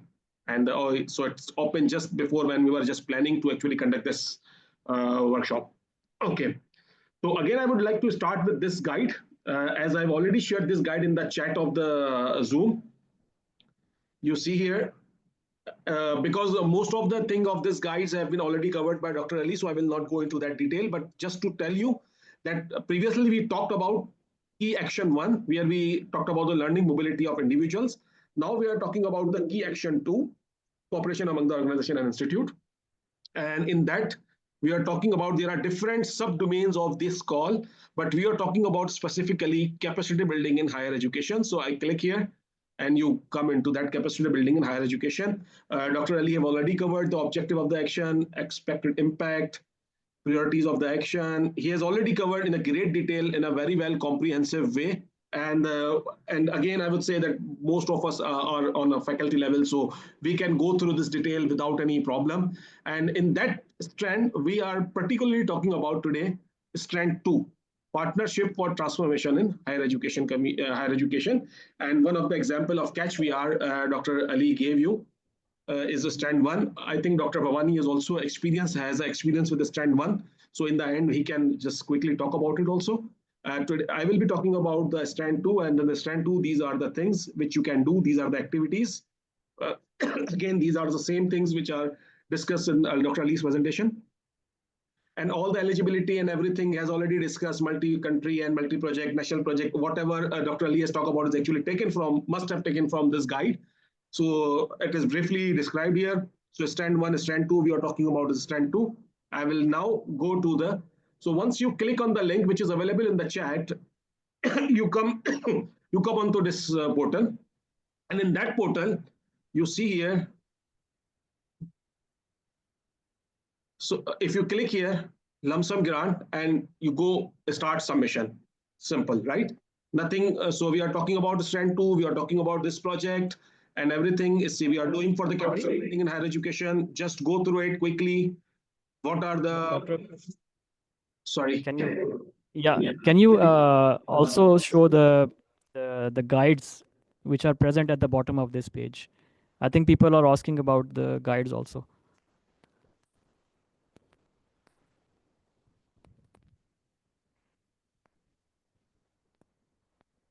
So here you have everything, right? So you have online manual, you have support, Yeah. everything.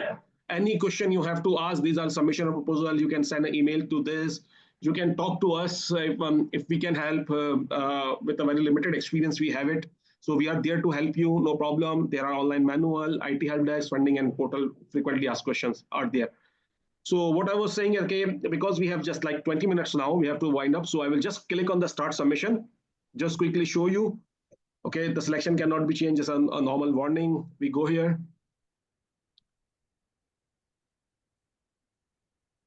Okay, so here you can tell the PIC numbers because when I submitted this project, I was affiliated with Mehran University. I will just simply click it, or otherwise you can simply write the PIC name, PIC number, and then the PIC number is basically the person identification code of the university. Each university should register themselves on this EU portal and they get the PIC. GIK have a PIC, Quest have the PIC, Mehran have it. So I will not go into the detail how to get the PIC. There are a lot of manuals available, and if you need, we can talk on this differently, right? So what is your, because I'm submitting the proposal, let's say I'm the organizer. Sometimes let's say like you are submitting on someone's behalf. So for example, when I was submitting Catch VR, so main contact was Dr. Bhavani. I was a contact person. So you can choose whatever you want. So let's say I'm just doing main contact. What is the acronym of our project? I would say ABC, short summary, EFG. I will simply go next step. So be aware that the organization you have choose will be automatically notified submission about your involvement in the proposal. So of course, once you are submitting the proposal, it will be notified. And in that case, I think Dr. Bhavani will get the notification. So, or the ORIC office will get a notification, and both of them are in the training session. So I think they will know what happened. So I will just click yes. Okay, I agree. And then I simply say, okay.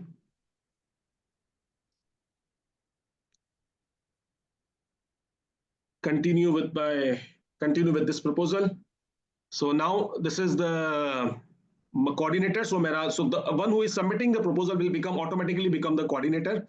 So now being me as affiliated from Mehran University, will become the coordinator. I can change the organization. I can change my contact details. I can change the contact person, whatever. I can change my edit affiliation entity. I can say, okay, I'm also part of UCC, let's say. And then I can add the partner, let's say. And add the partner. So for example, I simply search Ghulam because Ghulam Ishaq Khan GIK. And I've got this because the Ghulam Ishaq Khan is registered. So we have the PIC of them. So I will also use this and they will get notification. And of course, they are all part of the training. So they will understand also what is this. So I will just use it. So I'm just telling you how to actually add the partners and everything. So project role will be the, let's say, I would say contact person, access right. I will give the full access so that they can also write. I will say ABC will be the first name, EFG would be the last name, and abc@gmail.com, let's say. And I simply add it. So this is how you add the partner. Of course, you have to identify the partner before you think of writing a project, right? So this is a step. I will just quickly showing it you to actually, if you want to submit the project on a portal, because the time is very limited. Today we are in 6th December, and the deadline for this project is 6th February. So by that time, you have some idea to actually write this project. So now we as a Mehran University is a coordinator, Ghulam Ishaq Khan is my partner, and similarly I would add the European partner and other Pakistani partners. You simply just keep clicking the add partners and that one. And I will say next step. Save changes and proceed. Okay. Okay.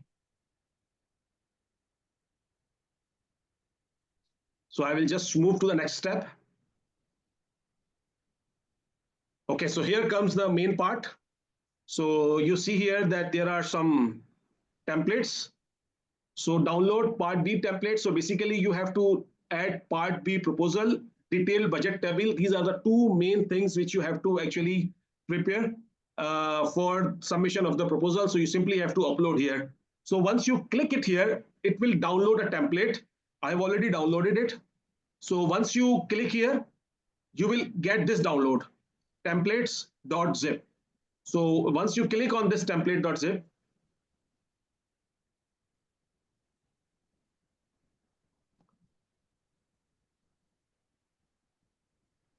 So you get these two forms. This is a Word editable form, and this is the budget table, right? To save the time, I've already opened this. So this is the file, and I can say the enable editing. So this is how your first proposal should be written on this document, and then you have to upload this document into the portal, which I just showed you. Okay. So these are the requirements which one should read it. So 40 page, 120 page for other calls, and then your A4 size, the font size, margins, and the formatting should be so that you can actually decide how many pages are there. So you should follow the guidelines to formatting and everything. I am not discussing it, so it's quite straightforward to go through it. So I will directly come to this technical description part B. You have to decide your project name. For example, capacity building and teaching AR/VR, which is our project title. Then the project acronym, which is developed by Dr. Bhavani, which is called Catch VR. So it is like something, intuitive, you say. So we are trying to catch the virtual reality. So that is the reason Dr. Bhavani actually kept that title, the acronym, Catch VR. So we are basically living in the digital age, and being from Pakistan in a developing country, we are trying to catch the virtual reality, or catch VR means is basically we are trying to catch the digital advancement, the industry 5.0 and onwards. So we are just trying to catch the technology. So cope up with the first world countries. So Catch VR is the acronym. And then the coordinator contact, for example, Professor Dr. Bhavani Shankar Chaudhary, and organization name is Baran University.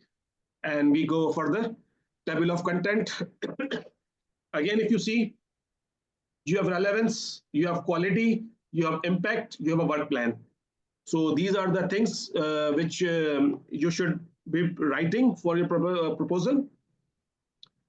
Then you have others, security and ethics, which are normally in our case, because we are not dealing with the human samples, animal samples, or blood samples, something like that. We do not have to worry about too much on this. I will just come to you have to write the project summary. This is a normal, as every project proposal is habit, right? So this is kind of executive summary. Then you have a background and general objectives. So why you want to write a project, what are your overall objectives? Then you have a need analysis and a specific objectives. And you have this complementary with other actions and innovations. So what is the European added value, how European will get benefit, and how you can support European education to actually improve. And that the form is made such that they have given you the questions. So normally when I'm writing the proposal, I simply copy this and I simply paste it here and now try to answer it. So how is the project is relevant to the call, and then I just simply copy it and try to answer it. And once you answer all the questions, it automatically gives you a paragraph, and then you can actually do the coherency in that paragraph. That's it. So this is normally, like most of you are sitting, have a much better experience than me in writing proposals. So I will not comment on that, because all are seniors and very much have better experience than me. So I will not say how to write the proposal. I'm just discussing the sections of the proposal. So need analysis, specific objective, complementary with other action innovations. And then again, there are a lot of questions, here. You can simply keep answering those questions and you will get the very nice paragraph, and then you can do the coherency in that paragraph. Project design and implementation, concept and methodology. What will be your methodology? Again, the same thing. Project management, quality assurance, monitoring and evaluation strategy. As Dr. Ali showed you, our quality assurance plan, do, evaluate, and then repeat, something like that. You have this project team, staff and experts who are the people involved in this project. Try to give high profiles and people who are relevant to the overall scope of the project, right? So these people should go here, right? So their professional profile and expertise should be very well written, and they should be relevant to what you are saying, that what you are claiming to do, right? Again, speaking from the experience, sorry for the cough. Speaking from the experience that in this project, right, in capacity building in higher education, it is not a research project. So because we are coming from the faculty, we are like partially we are researchers. So with the teaching, we all do the research. So most of us are PhD. So we always think from the research perspective. What is the novel component? What is the research innovation? What is the innovation there? This is not a research project. Again, I'm telling you, this is the capacity building. You are asking money from the European Commission that there is some set of skills which is lacking in Pakistan, and we want to build that skills through education, and we need the money from the European Commission, and to develop the skill from, we need help from Europe. So for example, let's say Bulgaria, the Technical University of Bulgaria, right? So they are very much advanced in the AR/VR technology, right? So now we are making them partner and asking the money from the European Commission that we do not have the set of skills, set of knowledge to teach student about the AR/VR, or to make our student relevant to AR/VR. We do not have that set of skills and that set of education. So we need money from European Commission, and we need support from the European universities to do our capacity building. So this is what we are trying to do in the capacity building project. There is no research component. So we are not doing research here. So that is actually the very big misconception when people are writing these projects. And some of the projects never converge, never finish, because they were stuck in the research perspective of this. Research is one portion of this project because you will be building the labs that will eventually help you to do the research. But this is just a one component, not the whole idea of the project. So just be careful in that thought. Cost effectiveness, financial management, risk management, and these are more or less all those components which at some point of the time everybody of you might have written, be it the HEC project or be it the international project, be it your PhD projects. At some point of the time, you all have written risk management, you all have written the cost effectiveness and financial management. You might have written the most of the part of this projects anyway. So consortium setup, this is the very important part. So when you are setting up the consortium, why you are making this part? So for example, in our case, we took two universities, one Mehran, one Quest, one from Interior, one from Jamshoro, then we took one from GIK, one from, so we just dispersed and then tried to convince that, okay, so Mehran University will cover Mehran, and then Dr. Bhamani also made do it as a part of this. So Karachi and Jamshoro will cover the Sindh region, and then Quest will cover the interior, and then GIK will cover that part. So somehow you have to give the justification why are you setting up this consortium and why you need that particular European partner. So this should be very well, thoughtful, so that you convince the reviewer that, okay, this consortium is very built thoughtfully, not just based on the, you cannot make the consortium based on the, the friendship or something like that.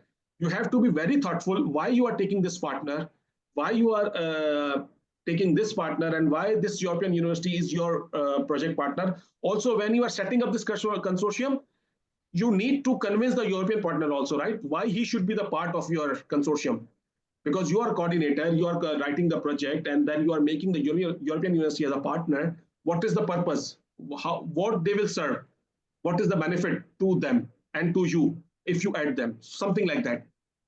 Then how the consortium will be managed, who will be the decision making, how the decision will be made. Again, of course, so you can do executive committee, you can make the quality assurance committee, you can make different committees, and so this is basically consortium management is how you manage your university. We have a syndicate, we have deans, we have vice chancellors, we have registrars, we have a pro vice chancellor, we have a different kind of committee, quality assurance committee, QEC committee, and these the things.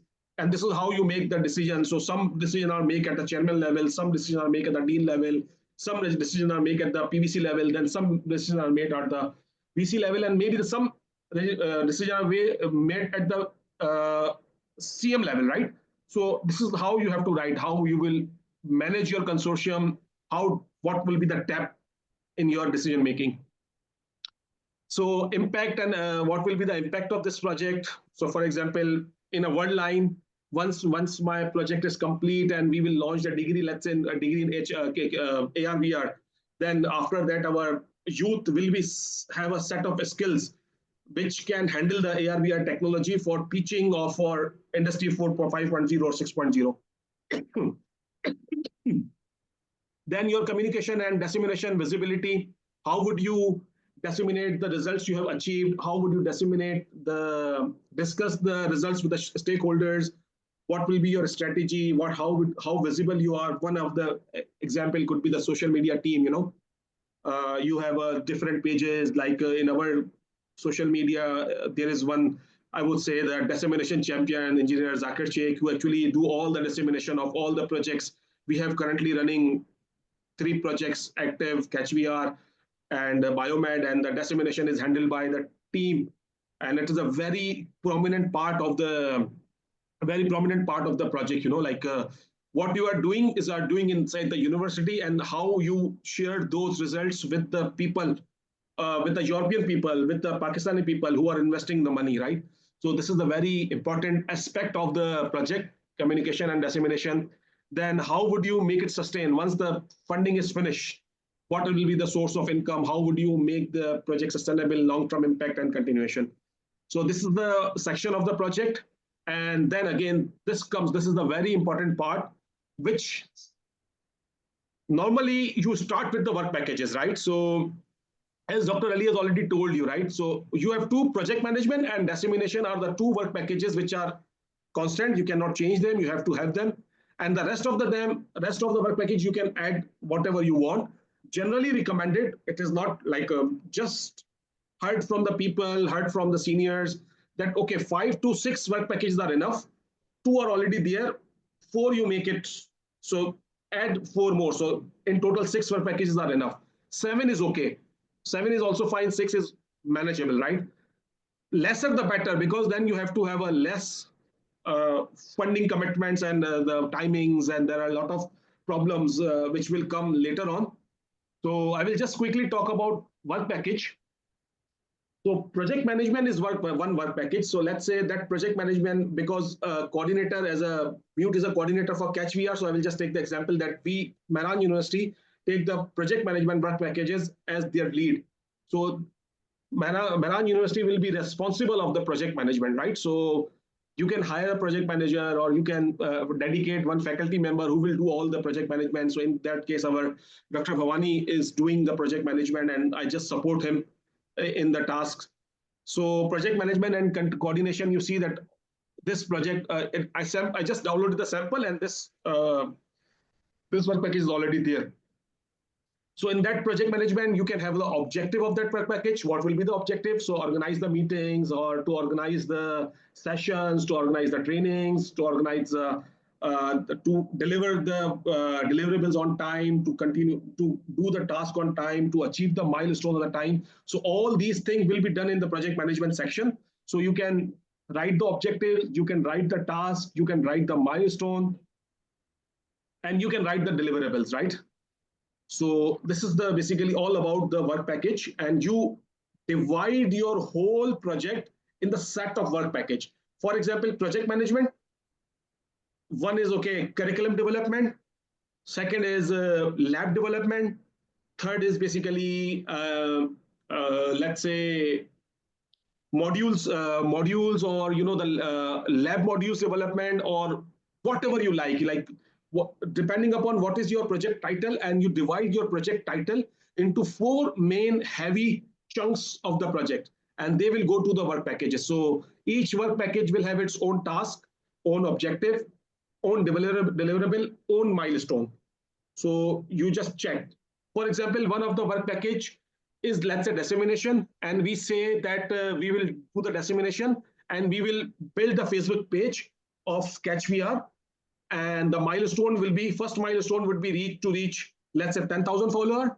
Second milestone would be to reach 20,000 follower. And the final milestone would be to reach 50,000. So this is measurable milestones. First deliverable would be to actually create the project website. Second deliverable would be to create the dissemination roadmap. So these are the 2 deliverables, right? They are measurable. You can check against each that, okay, this deliverable is achieved, you upload that deliverable and show it to the project officer. Okay, the project website is developed, and this is the project. So you gave the detail what will be the project website look like, what will be the feature in the website and everything. So this could be your objectives in the dissemination. You can say, okay, I will make let's say I will interview the relevant personalities related to this project. So this is one of your deliverable, right? So you make the 3 or 4 interviews of the well-known personalities in that region, in that domain, and then make a video and then upload it to the Facebook page, and then share the link of that Facebook page in the report, and then give it to the project officer. So this is how you make the deliverable, milestone, task measurable, right? So it is very easy to cross verify. So think like that. So once you say dissemination, okay, in the dissemination, what will you do? I will build the project website. Now everybody can go to your project website and check it if it is built or not. I will develop a Facebook page with 10,000 followers. Everybody can go there and check it, right? So make it measurable, right? Or so that it can be cross-verified. Okay, so this is all about the work package. So if you have any question, then I will quickly I will take 10 more minutes and I will just wind it up. If you have any question, we can ask.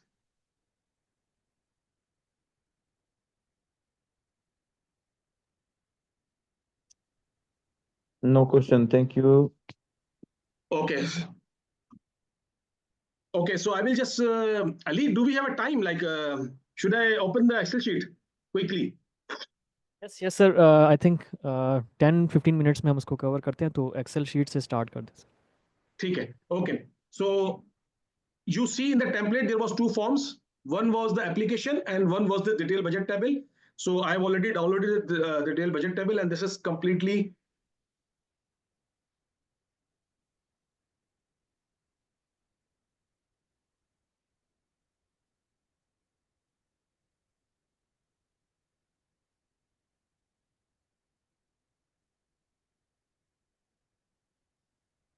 okay.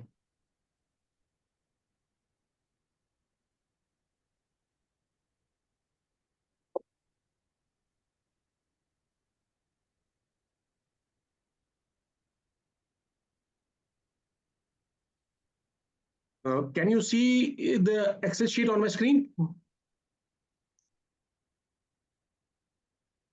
Dr. Ali? Yes, we can see. Okay, so of course, I will not go into the details, and you can read these instructions. And the important thing to mention here is that you have to find the call name, of course. Right now, I will write, say, because you can simply copy the call name exactly from what is written EMC 25, something like that. So I will just copy the call name from our budget list. So of course, here you will write, it is 2022, but you will write 2025, or you can take it from the website. So you simply write the call name here. And then acronym of the project, let's say Catch VR. And maximum, this is 800,000. And then 90%, which is basically given in the guide as here you have to define the type 1, type 2, something like that. So let's say we call it the project manager. There will be same for all the universities. So be careful when you are writing this. So project manager, researcher.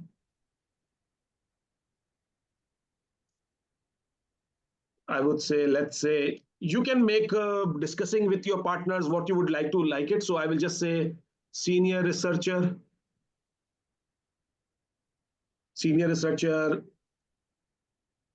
junior researcher, like that, and some maybe admin. These are the roles which you are given for the financial purposes. Then you come to beneficiary list, and then you have to add the beneficiary. You double click on this add, and you give the beneficiary name, let's say B001. And then let's say Mehran University. And then acronym is MUPE. And this is PK. Okay, it will automatically come here. I will just add one more. Let's say Tyndall UCC and Ireland. That's it. And when you see here right now, this is the fresh list and you don't see any beneficiary here. Now observe here when I click the apply changes.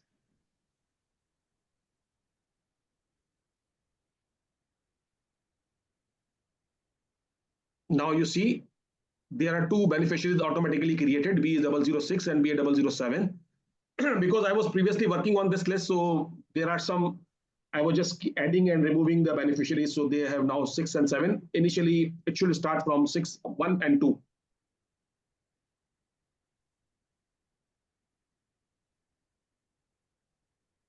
So once it is done, it will the message will come, it is done or job done.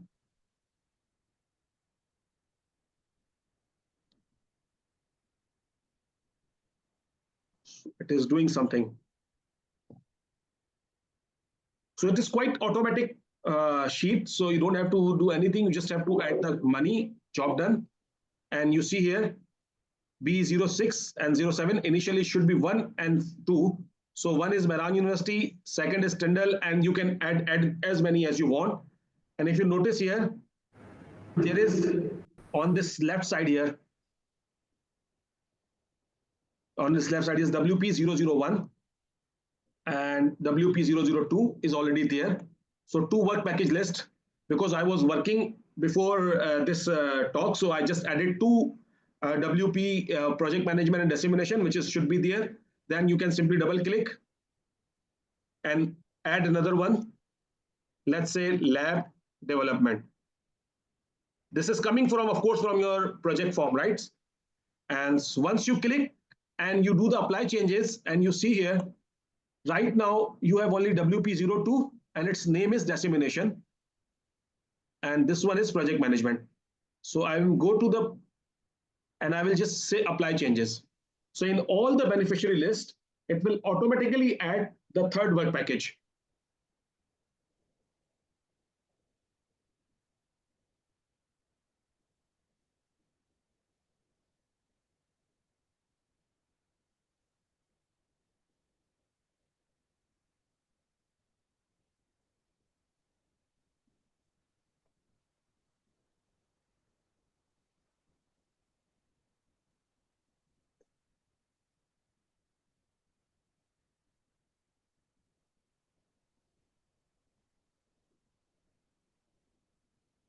It takes a little bit time. Meanwhile, if you have any question, you can ask on the floor, right? So we save the time.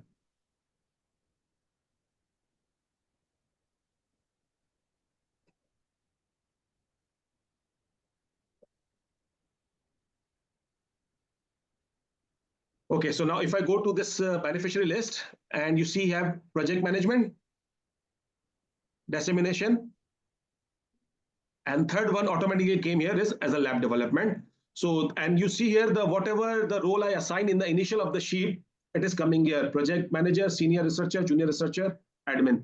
So all the roles are coming here. Others I've already, I have to change if I go back in the instruction and I change, let's say admin 2, so it will automatically update. So admin 2 is here, okay? So now what you have to do, you simply have to now give the budget. So how many months of the project manager you need, because it is a let's say 3-year project. I would say I need 6 months for the project manager, 6 months for the researcher senior, 6 months for the junior, 3 months for the admin, and 3 months for the admin 2. And I will pay them each. So let's say 4,500 euros, I will give it to the project manager, 3,500 I will give it to senior researcher, 2,500 I will give it to junior researcher. For admin, I will give 1,000, and for admin 2, it is, out of the blue. I'm just not, every partner is responsible for giving this salary according to their university skills, right? So because I'm, let's say, right now I'm in, let's say UCC, so I will give the salary scale of UCC. So for example, for the project manager, at what scale I'm hiring it, and then I will give the salary scale to this one, right? And so each partner is responsible to write the right amount here, right? So I just say, okay, I will pay 5,500 per month to the project manager, and I will hire him for the 6 months. I will hire the senior researcher for 6 months, and then because this is only for work package 1. And similarly, let's say the project manager, all together everybody will travel 5 times during this work package, and 820 because they will travel across Europe and Pakistan, so 820 per year, and this is defined in the guideline. So this cost is fixed. So you have in the project work package, you must have defined that this will be the traveling, right? This much travel I will do. So from Mehran University, my project manager will travel 5 times, or my research junior researcher, research senior researcher, all together combined. And then let's say for the accommodation, let's say if there are 5 people, because I'm doing 5 travels, and everybody is traveling for the 5 days at least, so it becomes 25, right? And then this is again defined numbers. 90 euro will be for accommodation, and again same for 25 multiplied by 90 euro for the food and everything, right? These are the fixed numbers. 80, 820, 90, 90 are the fixed. You can simply only change this one, and this change is coming from how many travels you have kept for that particular project. And similarly, Mehran University fill it for him, and then Tyndall will do it for himself, right? So for example, for Tyndall, maybe I need a 12-month project manager. He can do whatever, right? So I will pay him 3,500, let's say. I need senior researcher for, let's say, 12 months, and I will pay him 3,000, and I don't need any more people. That's it. I just need for the project management package, I need project manager and senior researcher. That's it. My project manager, let's say, he will just travel for only 2 times in a full project duration, and this will remain same. But he will travel for 10 days, so it becomes 20. So 2 travels of each of 10 days, 20 days. 90 will remain constant, and 90 will remain constant. Excuse me. Okay, so this happens for the work package 1. And similarly, for the dissemination, let's say project manager already have done 12 months there. So I'm hiring for 12 months more for the same salary. And I'm not hiring any junior researcher, I'm just hiring one admin for, let's say 24 months. I will pay him 1,000 euros. This numbers I am writing out of blue, right? You have to be very, very careful when you are making the European budget or Mehran budget or GIQ budget. Because this is the amount you will get now for hiring someone. So if you think that 24,000 euro is enough for whole dissemination project and 42,000 for the project manager is enough, then it's fine, right?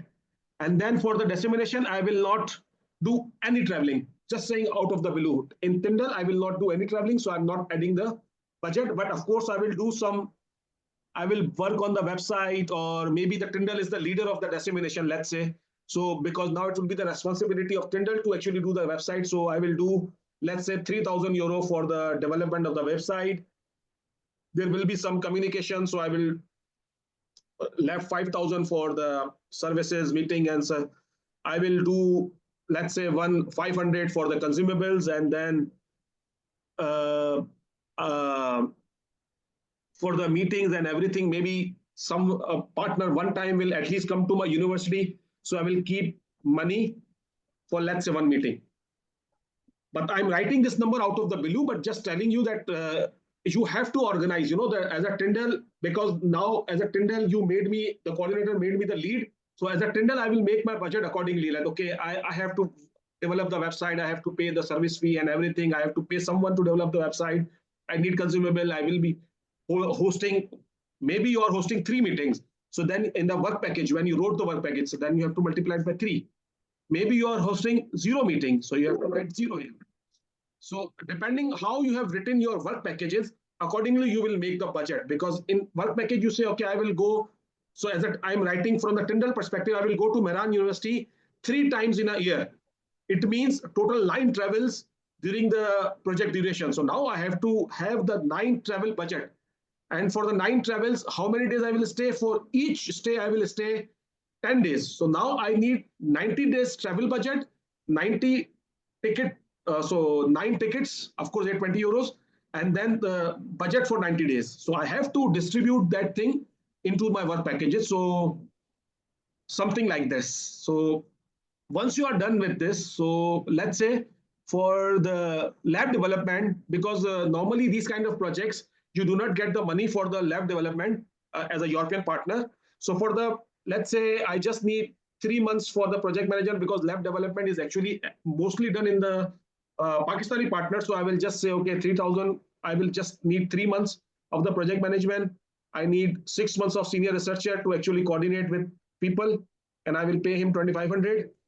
And I don't need admin and everything. I just need travel, because I have to travel 3 times to Mehran University, GIK and everything, 820 euro. And for each travel, I will be staying 10 days. So it becomes 30 days, 90 euro, and 30 days, 90 euro. And if I was a Pakistani partner, I can add 45,000, up to 45,000. You can read the guide again, maybe it have changed.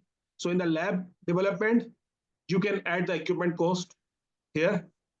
So maybe one equipment of 45,000 euros. And then you have to give the detail of the equipments.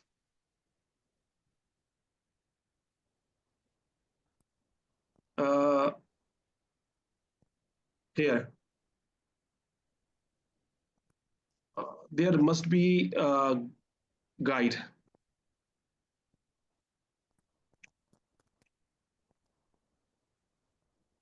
Why I cannot change?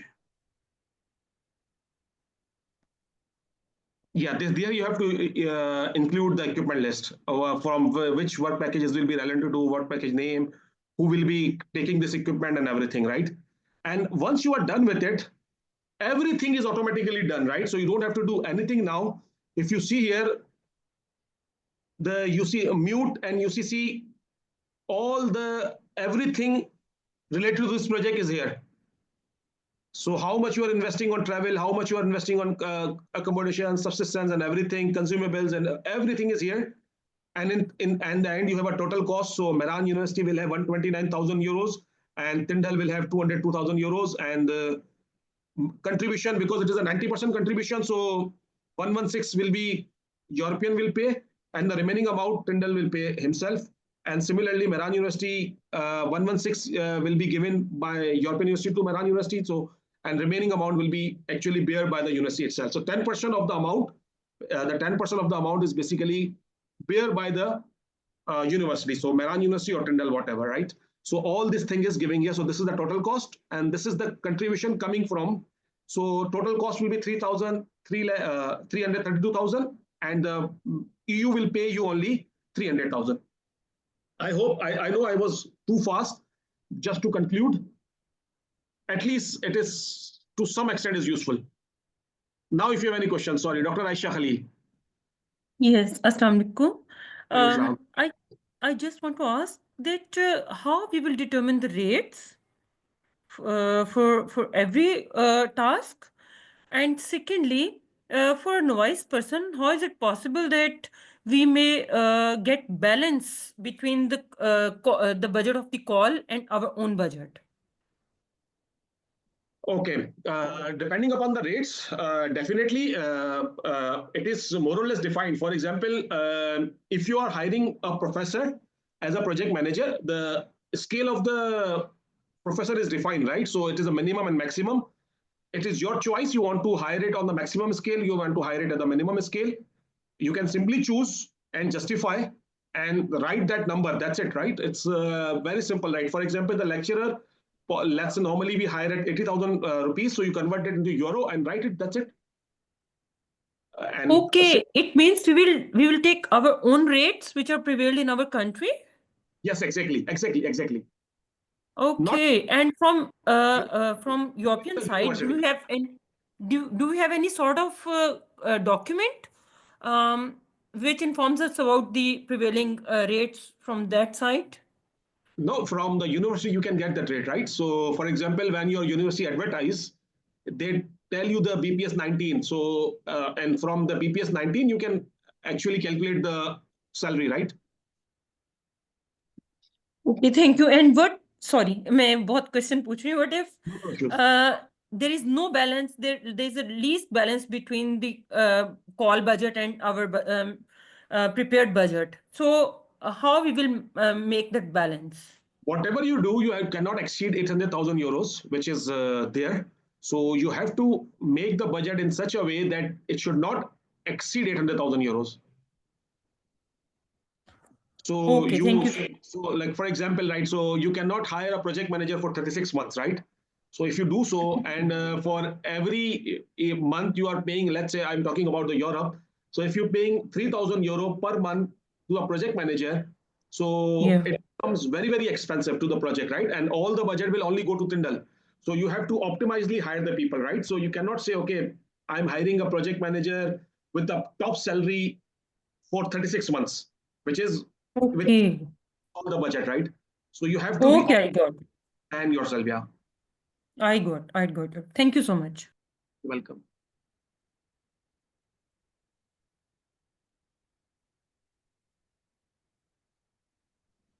Thank you, Dr. Abhi. Anyone has another question? Anik, I think, has raised the hand.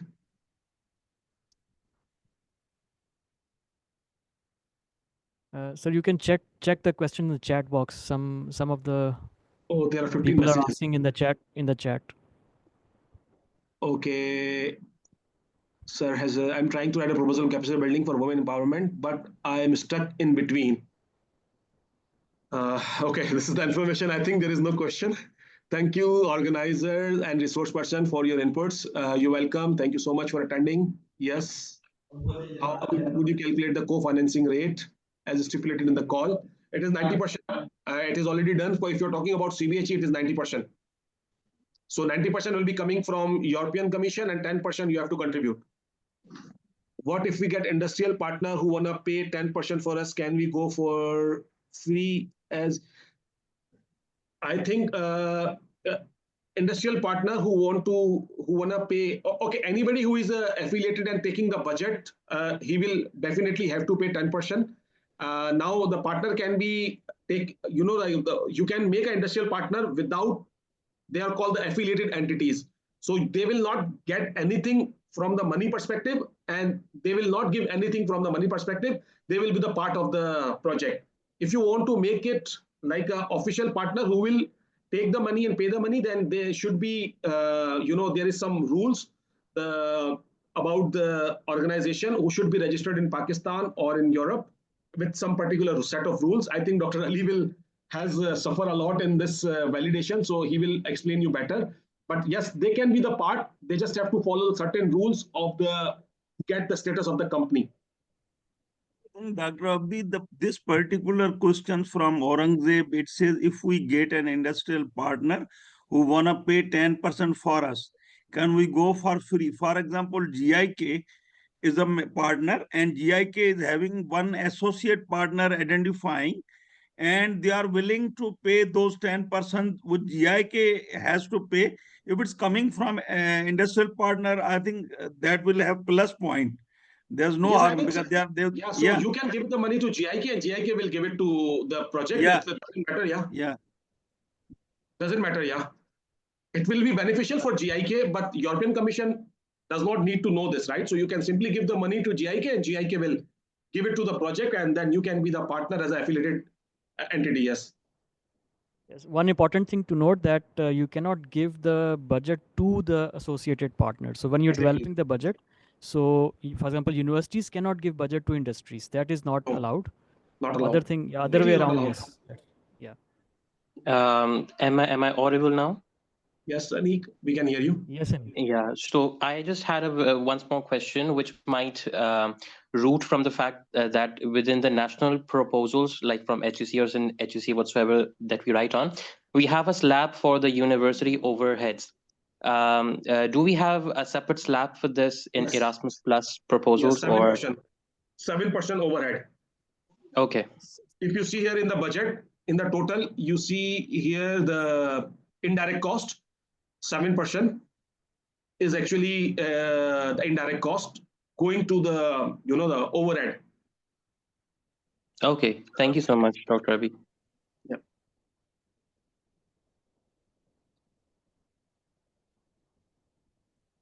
So I think we are, Dr. Ali, I think we have actually organize the training in such a way that many people have skipped the lunch or have done the lunch during the talk, because after the Juma prayers, we had just started the session without any break.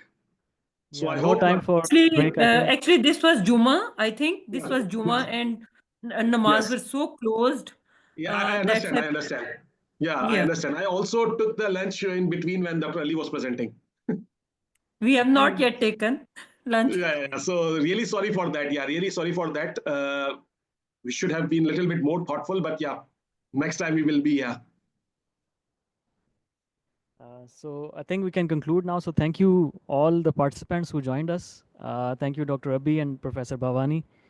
This was very helpful, and we'll try to share the recording as well to all the participants.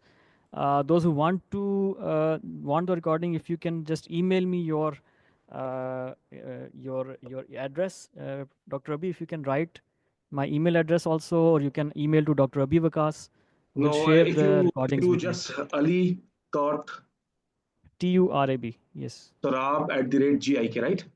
Yeah, at gk.edu.pk. Okay, so these are the. So you can get us connected, and if you need any help in the proposal preparation or any uh, partner hunting, Dr. Bhavani is here. He's a very well connected, very international. I would say he's an international guy now. So he's the one who you should reach to find the partner. You can also send me an email. I try to help you to find the partner, and we can discuss later on if you have any other questions. You can connect me on with LinkedIn, and similarly you can connect Dr. Bhavani and Ali Turab. We are all available for the help. Any question you have it, yeah. And we can also do the follow-up session if you want. If we receive the enough request, we can do the follow-up session, no problem.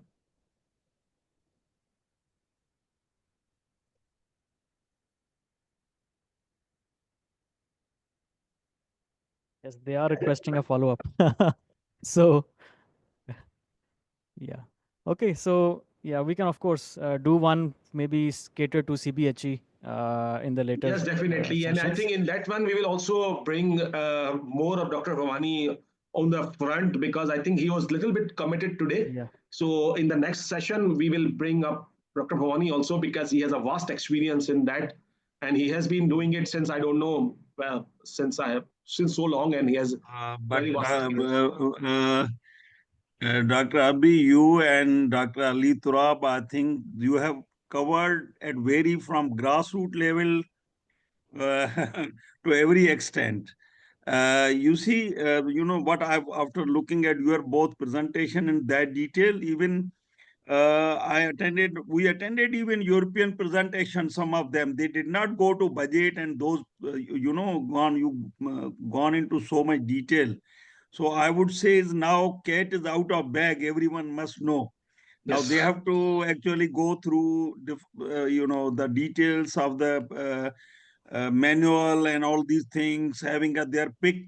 Today I got a call from DHA SOFA, and they said, what is pick, what is that? But they got already, someone has registered pick. Like Quest, the Quest was partner, and someone registered 10 years ago their pick, and then they mentioned that this person had registered, so you contact that one. So I mean, now they have to do that part actually. And identifying partner, again, it is very challenging, but let's see. LinkedIn has got several groups. Facebook has got several capacity building groups, and they are asking, oh, we are looking for partner, we are looking for partner. So anyone who is active on LinkedIn and Facebook, you find there are so many groups actually. And then you can see your field or area matches to each one, and get that definitely the benefit.